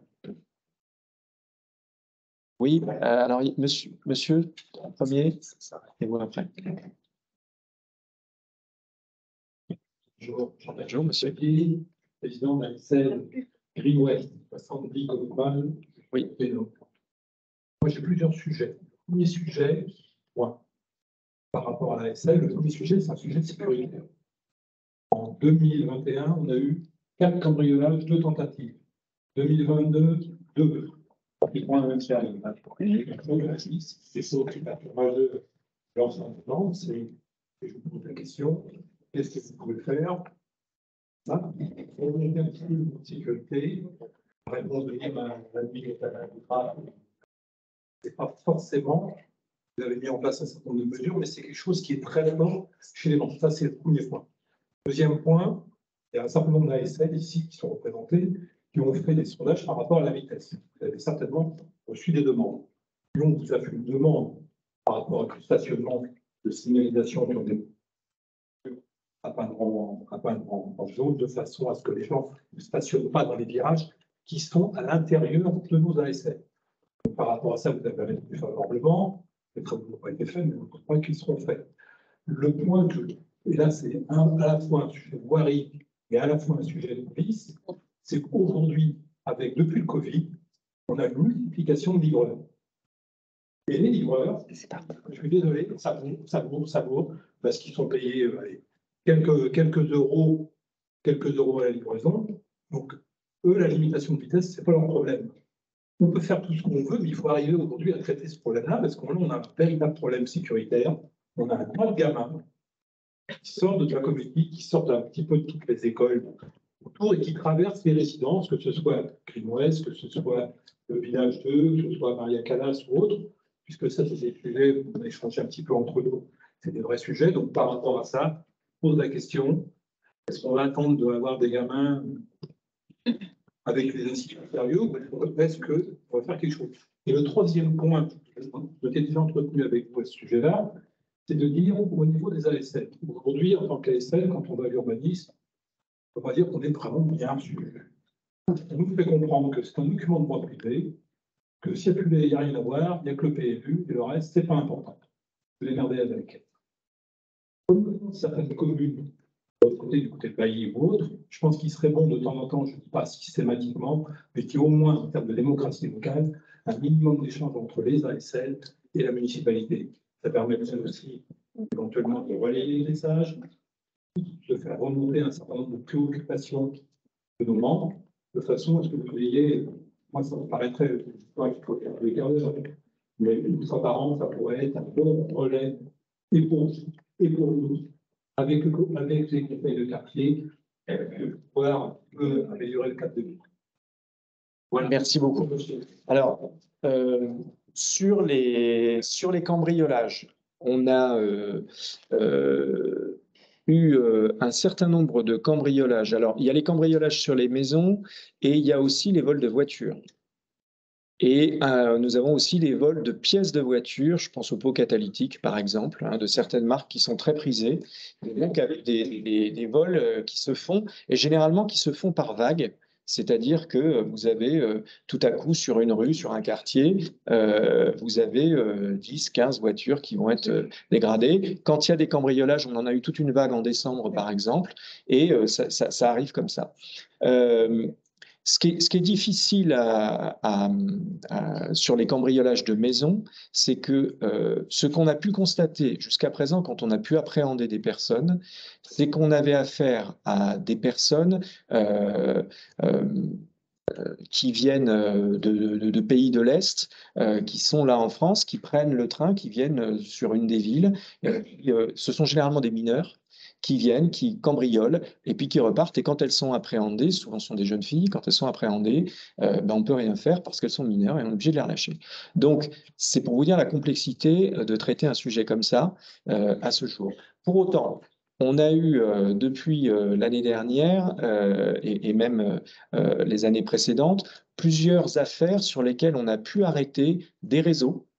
Alors, vous connaissez les experts à la télévision, mais c'est vrai qu'il y a de plus en plus de traces qu'on arrive à retrouver, plus tout le réseau de vidéoprotection qu'il y a sur le territoire, plus le travail des forces de police. On arrive à arrêter des personnes, et là encore récemment, il y a eu des cambrioleurs qui ont été arrêtés et qui avaient fait des cambriolages sur Montigny-le-Bretonneux. Donc, ça n'arrêtera pas malheureusement les cambriolages, mais en tout cas, je peux vous dire qu'avec la police nationale, le travail se fait, et qu'on est très vigilant là-dessus. Et d'ailleurs, on a eu en décembre dernier ce qui s'appelle le contrat local de sécurité et de prévention de la délinquance. Alors derrière tout ce grand nom, en fait, on réunit toutes les personnes concernées par la sécurité sur un territoire. Donc c'est le préfet, c'est le procureur, ce sont les bailleurs sociaux, c'est le commissaire, et ce sont aussi des directeurs d'école, ce sont enfin tous les acteurs. Tous les acteurs, les amicales de locataires aussi, tous les acteurs qui viennent à ce moment-là. Et le commissaire, à ce moment-là, commence par la lecture des chiffres des faits qui se sont déroulés sur l'année précédente, sur l'année passée, sur le territoire. On constate à Montigny une baisse des faits de délinquance ces dernières années. Dans les chiffres qui nous sont donnés, on constate une baisse. Ce qui ne répond pas à votre remarque, c'est-à-dire que même si les chiffres baissent, un cambriolage, c'est toujours un cambriolage de trop. Hein, on est bien d'accord. Mais en tout cas, sachez que le travail qui est fait, et surtout aujourd'hui, en termes d'élucidation, les moyens dont s'est dotée la police nationale permettent de pouvoir appréhender davantage de personnes que par le passé. Les 2 dernières arrestations qui ont eu lieu d'ailleurs, ce sont des personnes qu'on est allé chercher en prison. Parce qu'après, ils avaient été arrêtés pour autre chose. Mais on avait trouvé des traces ADN et on a pu les recroiser et savoir qu'ils étaient venus ici et qu'ils avaient commis des cambriolages. Donc, voilà un peu comment on traite les choses. Je peux vous assurer qu'on est extrêmement vigilant avec la police nationale là-dessus, mais c'est très difficile sur un territoire. Quand la police tourne sur un quartier, elle n'est pas à côté. Et donc, il faut tomber au bon moment. C'est toujours. Donc, évidemment, c'est de la vigilance. On fait, vous le savez, chaque été, l'opération Tranquillité Vacances. Sur l'été dernier, donc on a nos agents qui tournent dans toutes les maisons, tous les logements des personnes qui nous sollicitent là-dessus. Et sur la dernière opération Tranquillité Vacances, on a eu 0 cambriolage. Donc on voit que ça produit de l'effet. Ça peut demander toute l'année. Ah, en plus, oui, c'est vrai, ça peut le demander toute l'année, cette opération-là. Si vous partez à un autre moment de l'année, oui, c'est vrai, on peut le demander à un autre moment. Voilà, absolument. Mais même une semaine, en dehors, une semaine là. Vous le signalez et on sera particulièrement vigilant. Donc voilà ce que je peux vous répondre sur les cambriolages. Sur les affaires de vol de voitures, c'est pareil, on a eu plusieurs arrestations ces derniers temps. Là aussi, ce sont des réseaux qui ne sont pas du coin, qui viennent de plus loin et qui, un soir, vont choisir Montigny, un autre soir, un autre site, et qui vont voler 10-15 voitures, repartir et qu'on ne verra plus. Mais on a pu, là aussi, retrouver par des traces ADN une personne et par cette personne, arrêter un réseau qui donc s'occupait des vols de voitures. Donc il y a vraiment un très très gros travail de fait là-dessus. On a au niveau de la police municipale de Montigny, je ne sais pas si vous l'avez vu, depuis ce mandat, c'était un des engagements de campagne, mis en place une brigade cynophile. Cette brigade cynophile, ça y est, elle est constituée, et l'idée que nous avions eue avec mes collègues élus, c'était pour attirer, parce qu'il y a une forte concurrence entre les villes pour attirer des maîtres chiens, on s'était dit une façon peut-être de pouvoir avoir des maîtres chiens chez nous, c'est de créer une école de maîtres chiens à Montigny, puisque pour la police municipale, ça n'existe pas. Et donc, nous avons créé une école, et aujourd'hui, les maîtres chiens, par le CNFPT, qui est le centre de formation de la fonction publique, viennent se former à Montigny-le-Bretonneux. Nous sommes en train de conventionner avec le CNFPT. Donc ça nous permet aussi d'avoir des interventions sur le territoire qui sont où on peut aller sur des regroupements, sur un certain nombre de choses, où 2-3 agents sans chien ne se permettraient pas d'aller parce que c'est dangereux pour leur intégrité physique. Et puis, le réseau de vidéoprotection. On a eu, là aussi, sur des cambriolages, plutôt des cambriolages de magasins, des individus qui ont été arrêtés suite au visionnage de nos images de vidéoprotection. Donc, qui s'est encore étendu sur ce plan-là. Donc, vraiment, on fait beaucoup d'efforts dans ce domaine-là. C'est ce que j'évoquais avec Madame tout à l'heure, c'est qu'on a des agents de police municipale qui sont nombreux sur la ville. Oui. Les horaires. Donc, ils sont de 6h à 2h du matin, nos agents, et puis évidemment tous les week-ends. Et là aussi, regardez bien, toutes les villes ne font pas fonctionner leurs policiers municipaux sur une telle plage horaire. Donc, croyez bien qu'en tout cas, nous sommes très vigilants à ça. On a un dialogue, c'est Antoine Beau, mon directeur de cabinet, avec Éric Pio, qui a une réunion, ça s'appelle un GPO, tous les mois avec la police nationale pour faire le point, regarder ce qui s'est passé et en fonction de ce qui s'est passé, voir où il faut multiplier les rondes, être particulièrement vigilant. Donc ça, on le fait et encore une fois, c'est aussi l'affaire de tous. Si vous identifiez des personnes dans une résidence qui ont des comportements un petit peu étranges, appelez la police municipale pour qu'on puisse venir s'assurer que ces personnes n'ont pas de mauvaises intentions. Sur la vitesse, vous disiez de la vitesse sur certains axes, vous parliez duquel? Je parle des rues à l'intérieur des résidences. Avant les résidences. La rue Kennedy. Oui.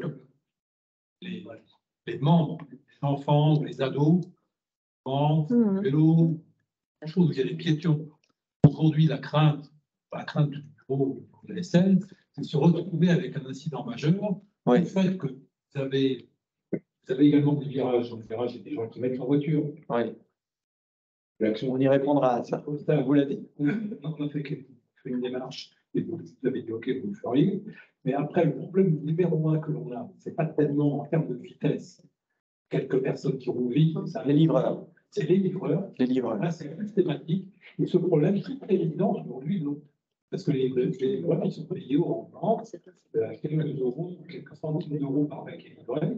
Et eux, alors là, la seule chose, autant qu'on ne mettra pas des plus à berlinois, même si ce n'est pas terrible, je suis d'accord. Ça, il passe à côté. C'est vrai, c'est ça le prix. Si on met la vitesse des voies, ils vont consommer au voie comme ils le font, parce qu'il n'y a pas d'autre terme. Alors, je vais faire le lien avec votre dernière question pour vous répondre à ça. Alors, coussin berlinois, non, là, il faut un dos d'âne, parce que coussin berlinois, le scooter, il passe entre les deux. Il faut barrer la route complètement si on veut qu'un scooter ralentisse, parce que beaucoup de livreurs sont des motos ou des scooters. Et puis, même quand vous avez un coussin berlinois, vous avez certains livreurs qui ont des véhicules de location, et le coussin berlinois passe dessus, ça ne le dérange absolument pas.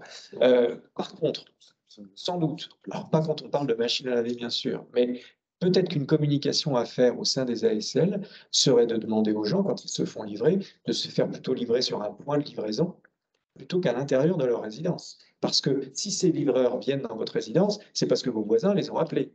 Et donc, ça serait sans doute une bonne façon de faire pour diminuer drastiquement le nombre de livreurs, d'inciter plutôt à ce que les gens, quand on réserve sur Internet, vous savez, on vous dit à quel endroit. Plutôt que de dire venez chez moi, c'est de venir à tel point de livraison, dans les commerces, ce qui fait venir les gens dans les commerces en plus. Et comme ça permettrait d'éviter d'avoir trop de livreurs qui viennent dans vos rues. Parce qu'après, moi, là, pour le coup, j'arrive un peu au bout de la limite, si ce n'est de mettre des dos d'âne partout dans la ville, mais alors ça va être l'enfer. On en met sur les axes importants où, quand on constate une dangerosité à un endroit vraiment effectif. Mais sinon, vous vous rendez compte, alors les effets et les nuisances derrière, quand vous voulez d'être tout le temps en gymkhana sur l'ensemble du territoire, ça serait quand même pénible. Mais je viens du coup à votre dernière remarque qui est excellente sur le lien avec les ASL. C'est vrai, on avait fait ça il y a très très longtemps avec le conseil de quartier. Alors, je ne vous oblige pas, mais je trouve que c'est une excellente idée. On avait fait ça une fois, peut-être pas une fois par an, parce que c'est vite lourd quand même en termes d'organisation. Mais une fois tous les 2 ans, le conseil de quartier venait proposer une rencontre avec une ASL ou plusieurs et échanger à ce moment-là. Et donc le conseil de quartier vous remontait les éléments qu'il avait obtenus pendant cette discussion et ça nous permettait d'intervenir rapidement si on constatait quelque chose ou même de prendre directement contact avec l'ASL au niveau de la ville pour voir comment résoudre une problématique qui se pose. Donc ça, c'est une très bonne idée. Et effectivement, on va voir au niveau des conseils de quartier. Je pense que ça, c'est une bonne façon pour le conseil de quartier de se faire connaître, de faire comprendre à quoi il sert, et en même temps pour vous, d'avoir un véritable échange sur le sujet. C'est une très bonne idée. Très bonne idée. Monsieur, et après monsieur. Oui. S'il vous plaît, c'est pour répondre à la question. Attendez, on va vous donner le micro que les personnes entendent. Je trouve merveilleux que vous ayez accepté de mettre des bandes jaunes dans les virages. Ça ne permet pas aux livreurs de rouler encore plus vite. Et je me demande s'il ne faut pas remettre des bottes de paille et des pneus pour pas qu'ils bouge le virage. Vous voyez? Alors que depuis 35 ans. Attendez, mettez le micro devant, sinon on ne vous entendra pas. Nous n'avons aucun problème à la rue Kennedy depuis 35 ans. Ce problème des bandes jaunes va gêner certains propriétaires qui ne pourront plus garer leur voiture à l'extérieur. Comme vous savez qu'au Pamplou, certaines périodes, il y a déjà des difficultés de stationnement, ça va leur rendre service. Et ces bandes jaunes, ça va coûter de l'argent et ça va être ridicule, je trouve ça. Ça va permettre aux gens de rouler plus vite. Vous voyez, parce qu'il n'y aura plus de véhicules qui stationneront. Bon, il y avait le François qui était prêt, mais. En plus, c'est une insécurité. Alors, vous voyez ce que c'est qu'être maire. C'est ça, être maire. Donc là, il faudra vous entendre. Mais après, c'est vrai que le fait de mettre des bandes jaunes à des endroits où un véhicule n'a vraiment pas à stationner, c'est pas forcément superflu quand même parce que ça peut régler des problèmes. Je vous ai compris. Doucement, parce que les gens, si on roule doucement, il n'y a aucun problème. Oui. Il n'y a aucun problème quand on roule doucement. Mais les champions, les véhicules les gênent. Dans tous les villages, je vois partout, où je vais à Grande-Ville partout, ils font des stationnements internes exprès pour que les véhicules enregistrent. Oui. Et là, c'est bien ce que vous allez faire. Parce qu'avec les bandes jaunes, ils vont pouvoir rouler. Vous comprenez? Bon, oui, j'ai compris. J'ai compris. Oui, oui.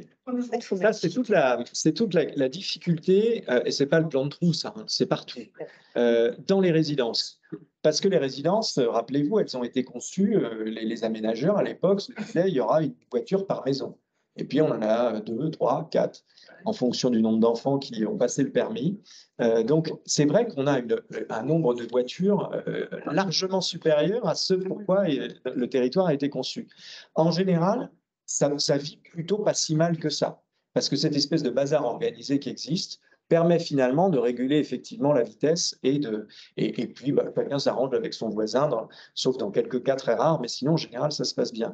Mais oui, c'est un vrai sujet, c'est vraiment difficile de savoir à quel niveau. Parfois on a des ASL qui nous disent « Oh, il faut que vous organisiez le stationnement chez nous parce que c'est le bazar. » Si on organise le stationnement, vous retirez 2 tiers des voitures. Donc là, on fait aussi appel au bon sens des gens, parce que il y a des sujets qu'on peut traiter au niveau d'une collectivité assez simplement. Il y en a d'autres comme ceux-là qui sont beaucoup plus difficiles parce que c'est d'abord du quotidien. Et donc, c'est votre environnement de vie que vous connaissez bien mieux que nous et qui dépend de vous d'abord. Donc, c'est là où il faut trouver les bons équilibres. C'était monsieur. Ah, c'était la vitesse, ben, allez-y. Bonsoir. Donc, on est l'ASL en face, l'ASL Ouest. Oui. Et donc, au niveau de laquelle on a fait un sondage dans notre résidence, et 75% des votants demandent à ce qu'il y ait une réduction de vitesse. Alors, dans notre résidence, déjà, parce que c'est une petite résidence, alors c'est à l'angle du boulevard d'Alembert. Oui, je vois très bien. Ouais. Oui. Et donc, ce sont des petites rues sans trottoir où il n'y a aucun espace. Les maisons, les enfants jouent de maison à maison, etc. Et donc, on aimerait avoir une zone de rencontre sur toute la résidence avec une piétonne. Et ce qu'on aimerait aussi, c'est d'avoir, au niveau de la rue, justement, Émile Zola, cette rue, là, il y a un dodane avec un passage compté, on va dire protégé avec une zone 30. Et on aimerait que cette signalisation zone 30 soit avant, dès la sortie du boulevard d'Alembert. Parce qu'en fait, les voitures avaient très vite entre le boulevard d'Alembert et puis cette zone 30. Et effectivement, il y a beaucoup d'enfants qui y avait avant le collège qui a fermé personne. Et il y a énormément d'enfants maintenant qui traversent pour aller à la Giacometti, oui. Ils traversent la rue Émile Zola, mais pas au niveau du passage clouté protégé. Ils passent au niveau, il y a des centres dans toutes les résidences, ça c'est très bien. Oui. En face ces centres, il n'y a pas de passage protégé, quoi. Et c'est sur la zone, on va dire, où les voitures roulent le plus vite possible. Parce que entre le jardin ouvert et puis le passage protégé, il y a quand même une distance assez importante qui permet à des voitures, même de doubler d'autres voitures qui vont pas assez vite. D'accord. Alors, il y a une proposition. D'accord. Donc, si j'ai bien compris, on va regarder sur la rue Émile Zola cette problématique par rapport au centre et aux traversées des enfants. Ce sont les fameux chemins d'Indiens. Hein. Ouais. C'est ça. Hein. C'est-à-dire qu'on a prévu un aménagement et puis on va toujours au plus court. Et donc, c'est le chemin d'Indien. Donc ça, on va regarder s'il y a beaucoup de traversées d'enfants pour voir s'il y a une manière de sécuriser davantage la traversée. Et après, dans votre résidence, on a, sur le principe, moi j'y suis très favorable. On va regarder parce qu'après il faut une cohérence entre les résidences, mais sur une résidence où effectivement on est avec même pas de trottoir, on est d'imaginer une vitesse 20 ou 30 km/h, je suis tout à fait d'accord avec ça. Je pense qu'effectivement, monsieur le disait tout à l'heure, là où j'habite, près de la mairie, c'est limité à 50 et pour moi c'est une aberration. On roule jamais à plus de 20 dans la rue parce que c'est très étroit, il y a beaucoup de voitures, il y a des enfants qui sortent, donc on roule jamais à plus de 20 et je pense que c'est très bien effectivement dans ce genre de lieu. Donc on va regarder ce sujet-là pour voir dans les résidences ce point. Donc nous on autorise en fait le stationnement. Oui. C'est pas très large, mais oui. Justement ça limite effectivement la chicane de certaines.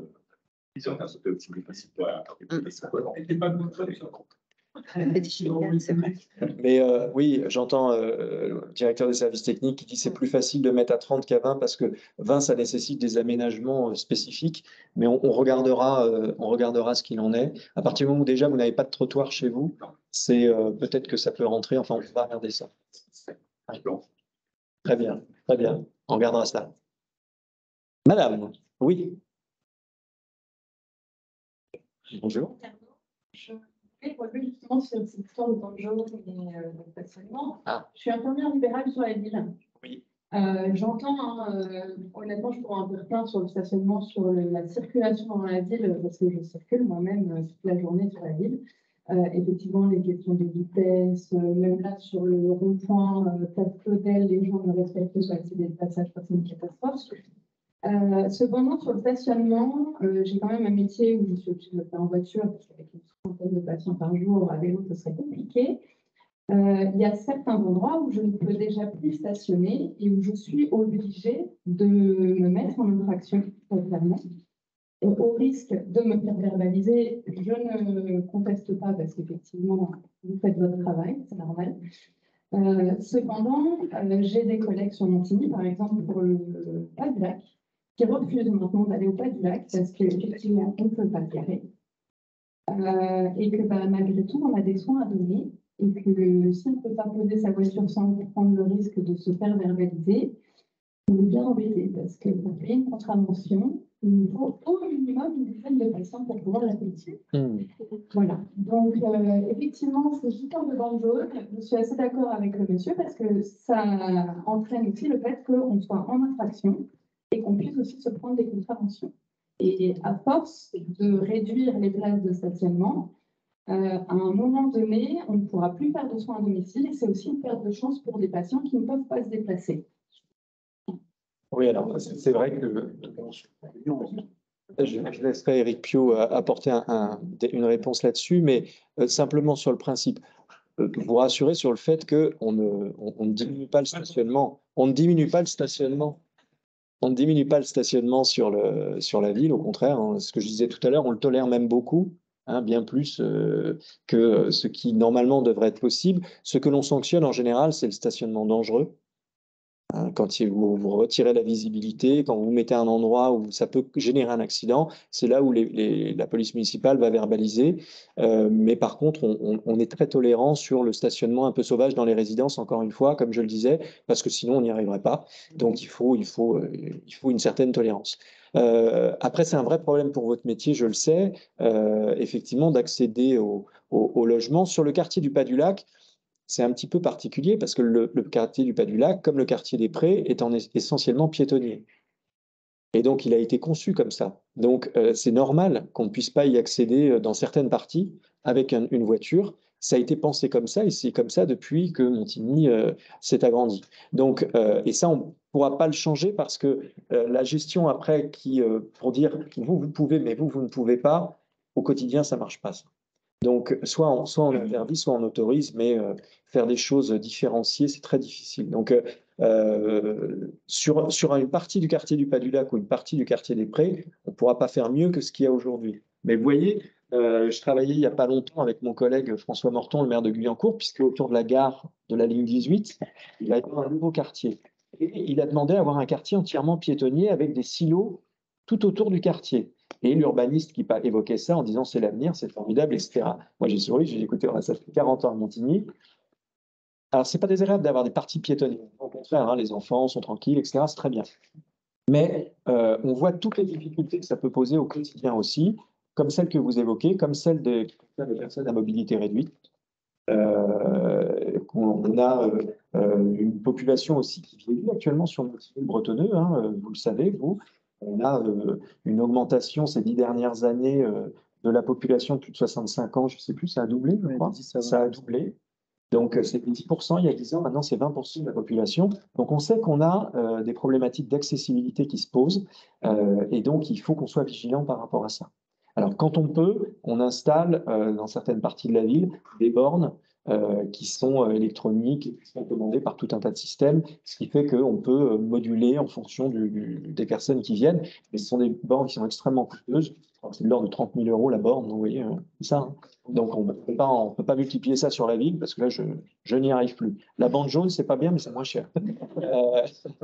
Donc, voilà, on essaie de faire comme ça. Eric, sur la problématique des infirmières qui... Sur la problématique de stationnement des infirmières, notamment sur le centre-ville, on a trouvé un compromis avec les, Parlez bien dans le micro, Eric. Avec les infirmières qui travaillent exclusivement sur le centre-ville par rapport au temps de stationnement payant, où on leur a demandé en fait d'apposer une ardoise sur le tableau de bord. Voilà, quand elles sont en intervention, ça nous permet d'identifier les gens qui sont réellement en intervention au domicile d'un patient, de ceux qui posent leur voiture là pour aller à la gare. Donc ça, c'est un point qu'on a réglé. C'est marqué soins à domicile sur le pare-brise aussi. Oui, mais malheureusement, on a beaucoup de caducés. Voilà. Et bon, voilà. Oui. C'est écrit infirmières soins à domicile. Sur les infirmières qui sont à l'hôpital ou ailleurs, c'est pas écrit soins à domicile. On doit s'assurer de ça. Et effectivement, le procédé fonctionne bien. Sur des quartiers particuliers comme le Pas-du-Lac, on peut travailler aussi ensemble pour les livrer aussi. Pour vous donner.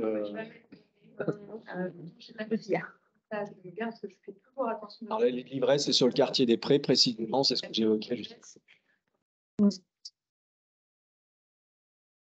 Sur la voie publique, c'est quasiment tout parce que je ne trouve pas de place. Et plusieurs personnes dans cette référence, je ne peux pas leur dire je ne viens pas parce que je ne peux pas poser ma voiture. C'est pas possible.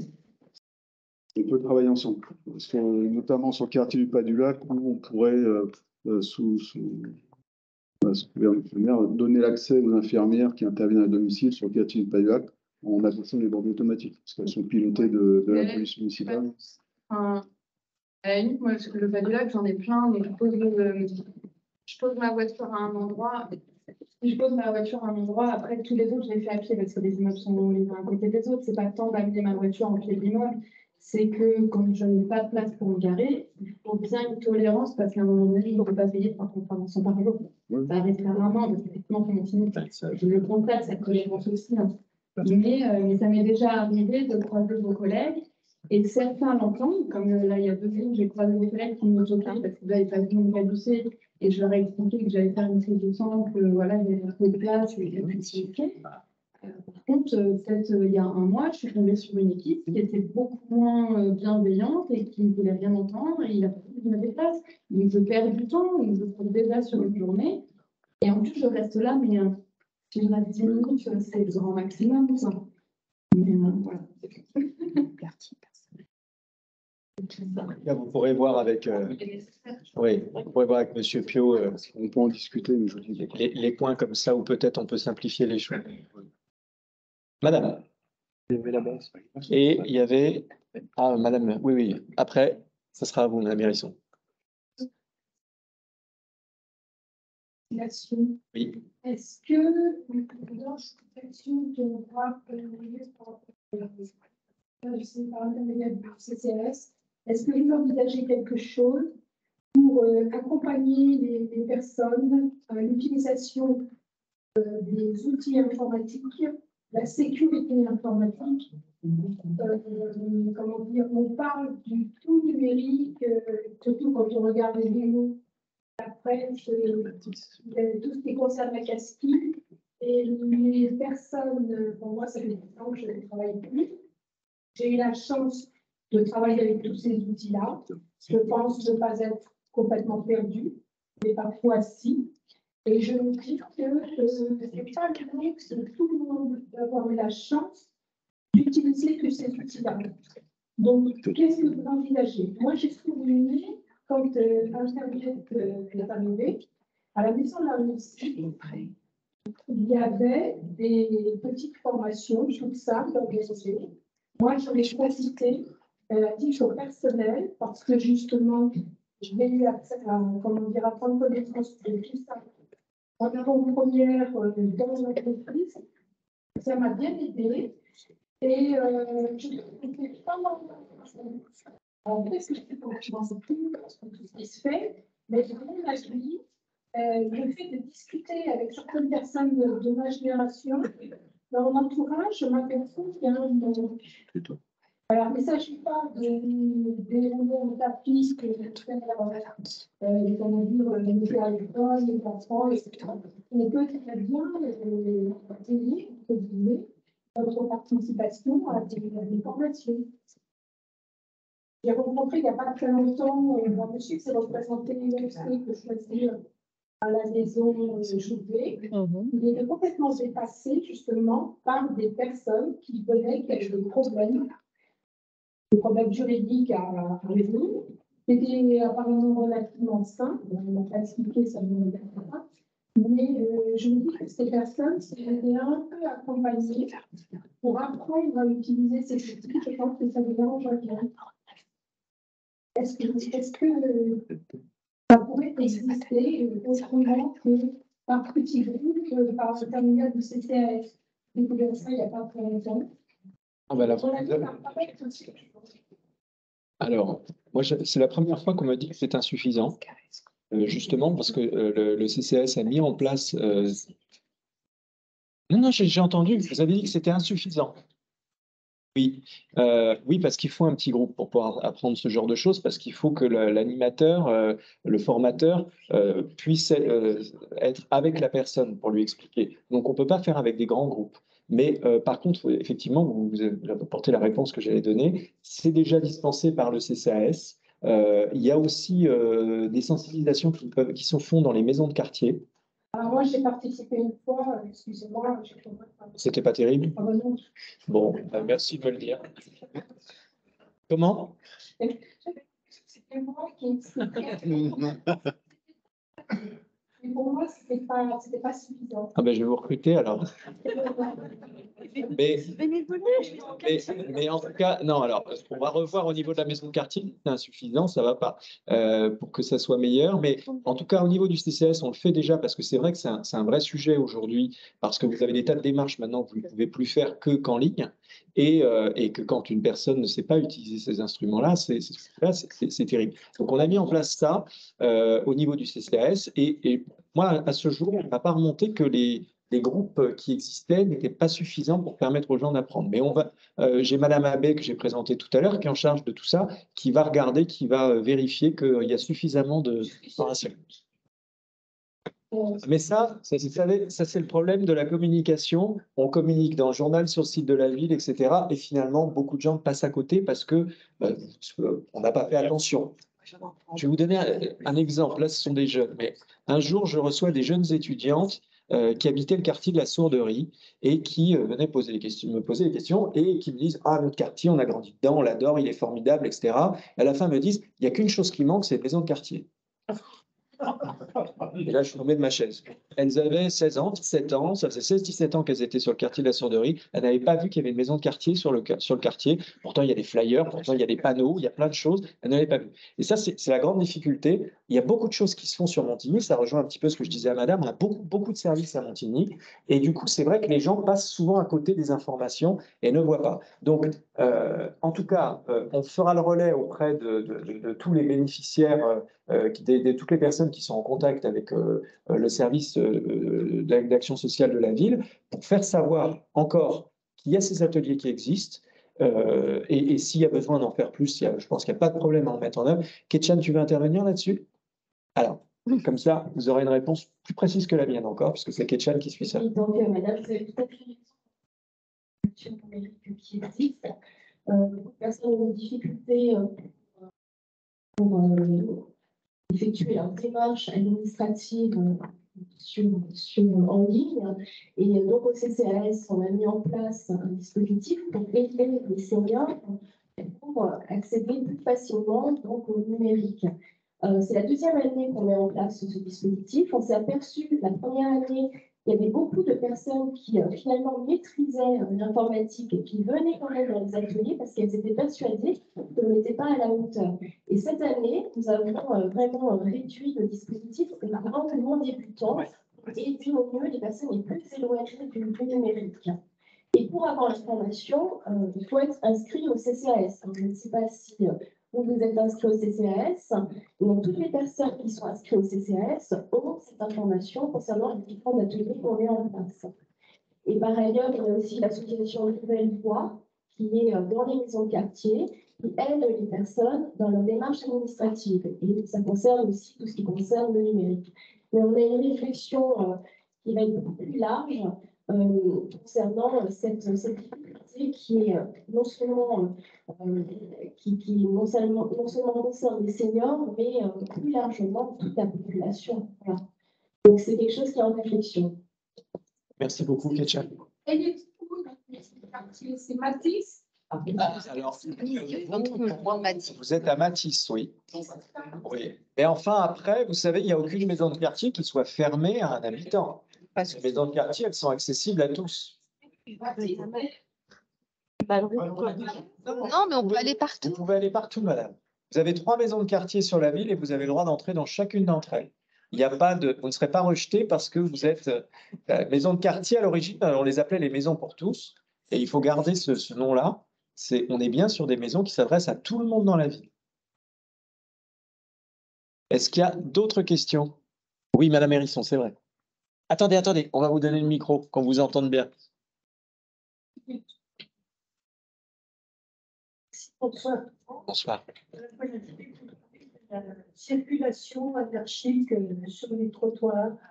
Est-ce qu'on devait faire une information ou mettre des panneaux indicatifs pour empêcher les gens de rouler à 50 à l'heure? Il y a des trottinettes, il y a des patinettes. À Thiélo, il y aura un accident grave, certainement, surtout quand on se trompe, par exemple, en face de gare. Il y a un trottoir, c'est un véritable toboggan. Il y a des flaques d'eau moins de 1 cm et qui éclaboussent partout. Ah, ça fait long. Est-ce qu'il serait possible si sur la place du marché, d'indiquer qu'il n'est pas, on ne peut pas circuler avec des bicyclettes.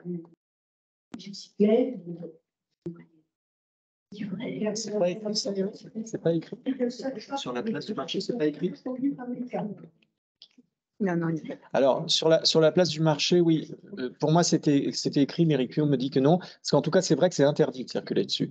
Donc, on va voir pour la signalétique. Oui, non, mais je suis d'accord. Non, mais si ça ne l'est pas, il faut qu'on le fasse. Si ça ne l'est pas. Oui.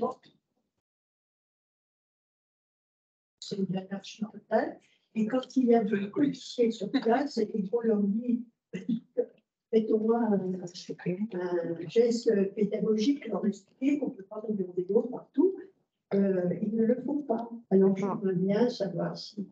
Ça, c'est pas bien, ça. Alors, je vais reprendre depuis le début votre remarque et puis Éric Piot pourra intervenir aussi. Sur la problématique aujourd'hui de la coexistence des piétons, des vélos, des trottinettes, de tous les moyens de mobilité qui existent.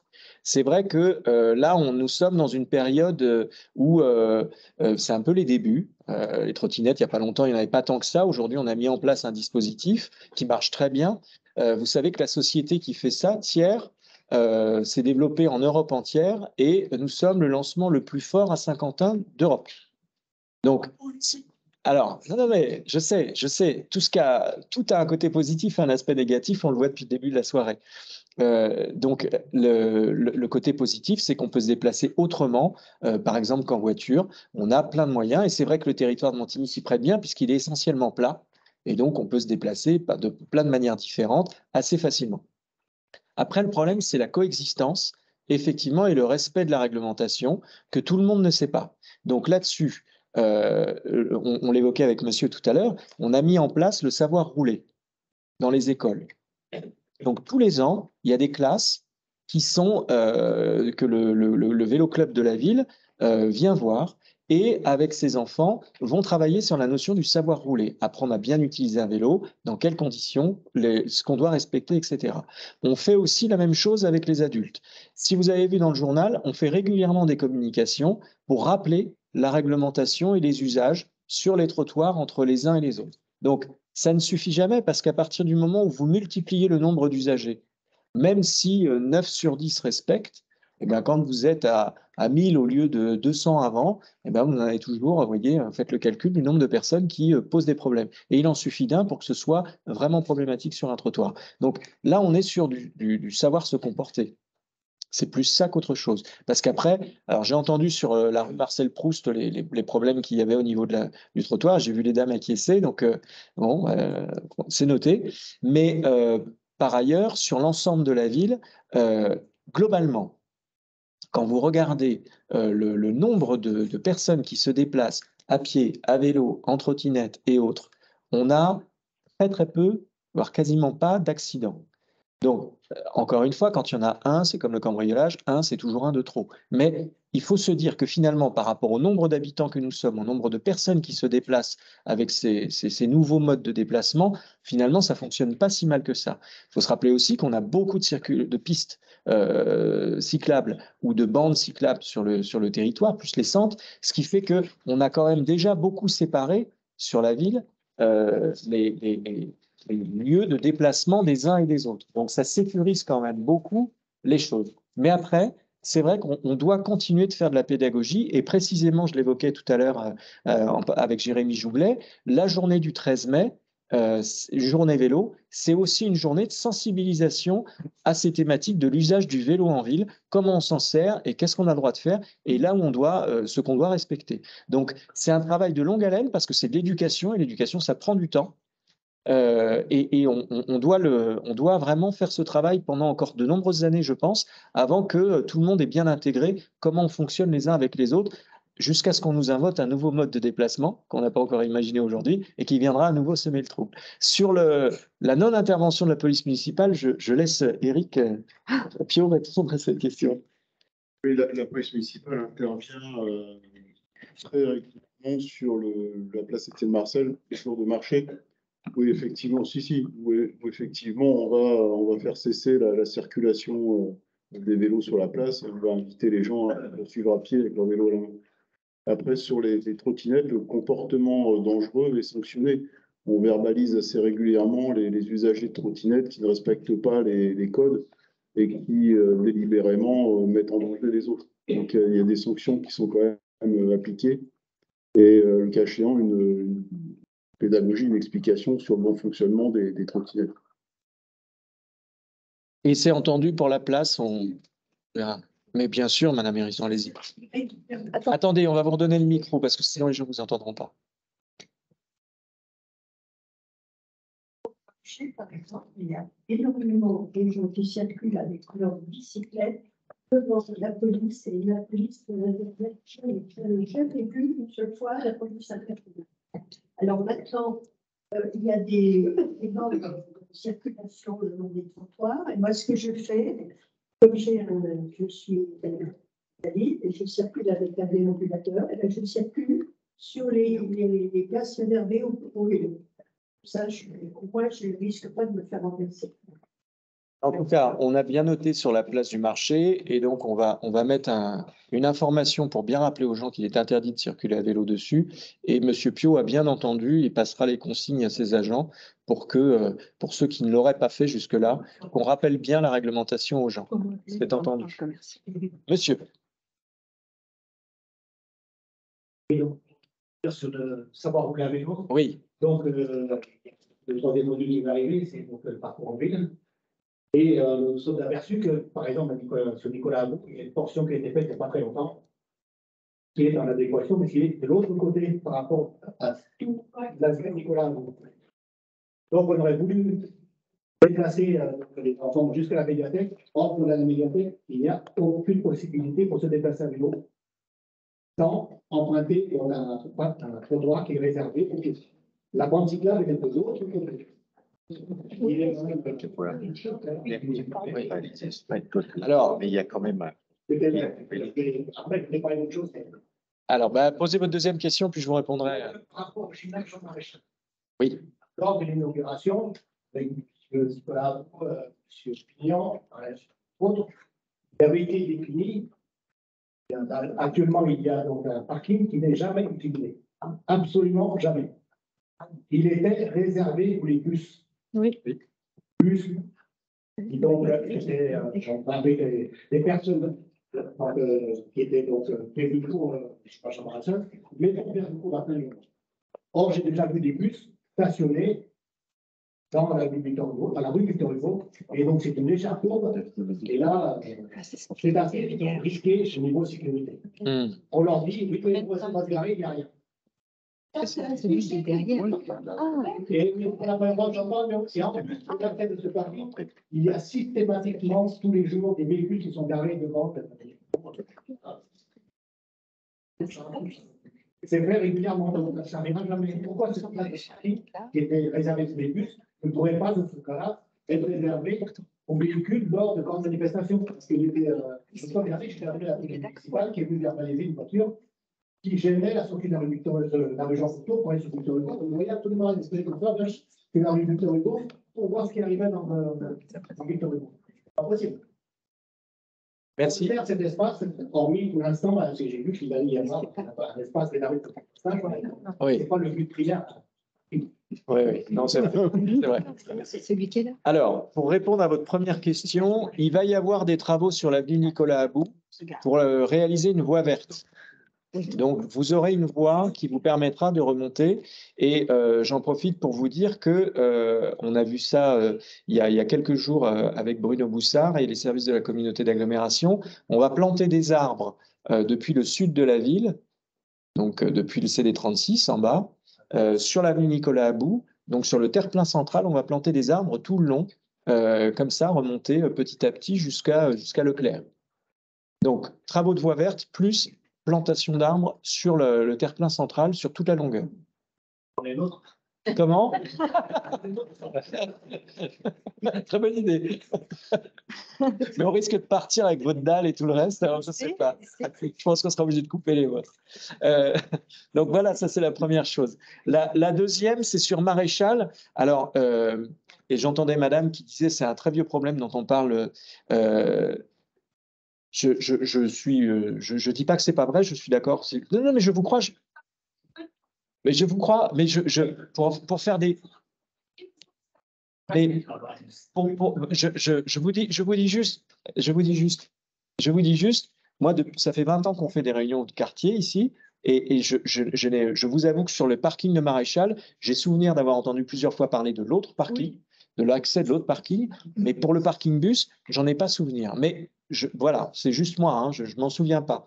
Mais on va regarder. Michel, tu as des infos là-dessus, toi, sur le fonctionnement du parking? Sur le fonctionnement du parking bus de Maréchal? Attends le micro. Oui.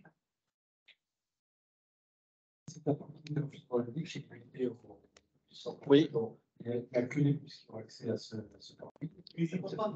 Ils sont jamais là, il y a pas 360 jours en forêt. faudrait peut-être préciser. L'accès est fermé, certes, mais il peut être aussi différé quand il y a des.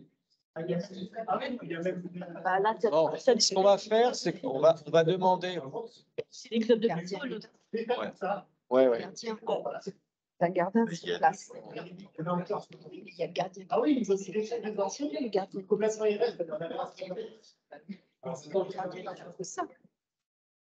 Bon, en tout cas, attendez, s'il vous plaît, on s'écoute parce que sinon c'est compliqué. Pour les remous, c'est un garé tout l'arrêt du bus 401. Et les voitures qui s'est couplées, ça, moi, je suis plus le temps de retirer mon flic, sinon. Ah oui. Alors. Et le bus, le chauffeur de bus m'a dit, on ne peut garer nulle part. Alors, si, on peut se garer sur le parking des bus qui existe. Mais si.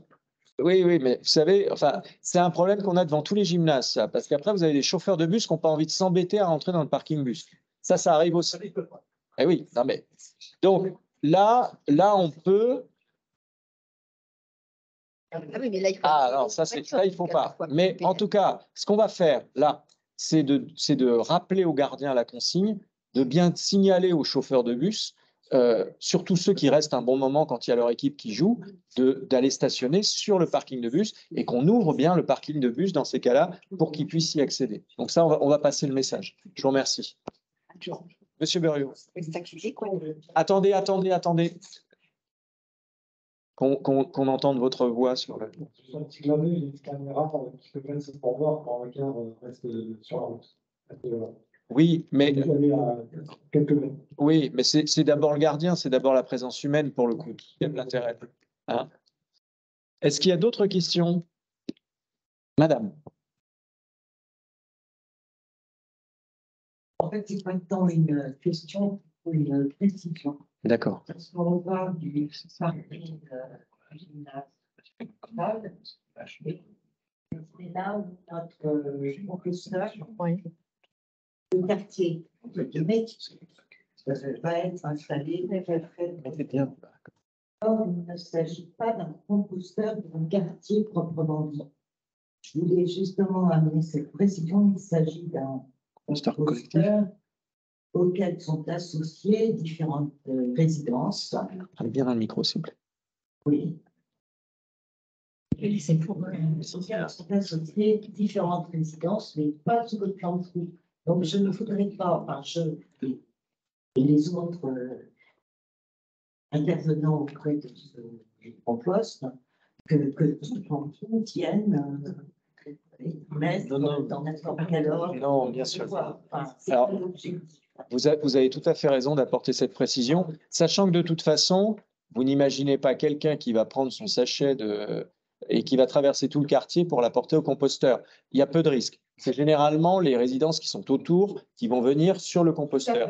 Mais pour autant, mais vous avez raison, mais pour autant, c'est une première sur Montigny et c'est bien, et ça va se dupliquer en fonction des bonnes volontés des uns des autres sur l'ensemble du territoire et c'est une. Oui. Absolument. Mais je doute que vous ayez des gens du bout de Kennedy, etc., qui viennent ou de Rému, qui viennent jusqu'à chez vous pour déposer leur sac de. Voilà. Mais vous avez raison. Je vous remercie. Est-ce qu'il y a d'autres questions? Ah ben allez-y, hein, vous avez bien fait de venir. Hein. Juste un constat par rapport au bus de la SCAG. Oui. Une catastrophe au niveau du respect des piétons, c'est un constat. On les voit arriver, plusieurs fois, je peux en témoigner. Merci monsieur de me laisser passer. Alors que j'attends pour passer, je regarde bien, plusieurs fois, que ce soit dans cette pause, que ce soit quand il est prêt. Pour eux, c'est un geste de la main, c'est comme ça, je n'ai pas m'arrêter. Regarde. Alors. Après, j'ai déjà signalé. Oui. Alors. Ça ne peut rien signaler, mais je ne sais pas ce que vous pouvez faire, on fait de l'information par rapport à ça. Oui. Je pense que je ne suis pas tout seul à subir le dictat de la faux engin par rapport à un piéton. Alors, on va. Oui, madame. Qui sont extrêmement C'est dans le film, je me passage sur les s'arrête, quand ils vont sur Paris. À Paris, ils accélèrent. Et le Messie, il s'arrête, on dit merci, on a un grand derrière. Je trouve que c'est vraiment une ville fantastique, bien fleurie, bien belle, plein de gens partout. Et les gens, ils ont la vache chez moi. D'accord aussi. Moi, chaque fois, je suis dit, ils vont m'écraser, mais pas du tout. Ils s'arrêtent, ils ne laissent pas le faire. C'est que les disciples. Parce que vous êtes ici. C'est pas le métier. Alors, je pense que c'est le respect d'un cheveu blanc. Non, alors, on va évoquer tout ça parce qu'il y a des choses importantes dans ce que vous avez dit les uns les autres. D'abord, le réseau de bus. Le réseau de bus, il faut déjà s'en réjouir. C'est le deuxième d'Île-de-France après la RATP. Et ça, c'est une chance extraordinaire pour le territoire. Et c'est un budget extrêmement important aussi. C'est 6 millions d'euros chaque année de la collectivité de 50 ans de Yvelines qui vient abonder ce que le STIF, le syndicat d'Île-de-France, met sur ce réseau. Donc ça, c'est fantastique. La deuxième chose, c'est que comme il y a énormément de bus, c'est comme tout dans la société, il y a des gens plus ou moins respectueux et il peut arriver parfois que vous ayez des gens qui ne soient pas respectueux. Et moi, il m'est arrivé encore il y a peu de temps de signaler au directeur de la société qu'un chauffeur avait refusé de faire monter une personne en situation de handicap. Et le directeur était très réactif, on a identifié le bus, les consignes étaient passées, etc. etc. Donc, on suit ça de près. Ce qu'on voit, c'est qu'il y a là aussi très, très peu d'accidents. Quand on voit le nombre de bus qui circulent sur la ville et sur Saint-Quentin, il y a très très peu d'accidents. Donc c'est qu'a priori, ils sont quand même en général plutôt respectueux du code de la route, sinon on en aurait davantage. Et après, c'est vrai, pour rejoindre ce que dit Madame, moi, j'en suis ravi. Quand je circule dans Montigny, je vois, tout à l'heure, je suis allé dans le centre-ville, je vois une jeune fille qui arrive au bord de la... Donc, c'était pas cheveux blancs, hein, et elle arrive au bord de la rue. Il y avait un bus qui arrivait d'un côté, il y avait un monsieur dans une voiture devant moi. Toc, les deux se sont arrêtés, on laissait passer la jeune fille. Et c'est vrai qu'en général, à Montigny, c'est plutôt comme ça, et on peut s'en réjouir, c'est vrai, c'est très bien. Vous avez tout à fait raison. C'est une très belle conclusion que vous apportez, à moins qu'il y ait encore une question, mais là, vous avez mis du baume au cœur à tout le monde. Là. Est-ce que vous avez encore une question ou une remarque? Je n'en vois pas. Eh bien, écoutez, merci beaucoup d'être. Vous êtes déplacé ce soir pour ce moment de démocratie. C'est important. Donc, merci à vous d'être venus et puis à bientôt. Et les personnes qui évoquaient des problèmes qu'on doit. Voilà, on vient nous voir.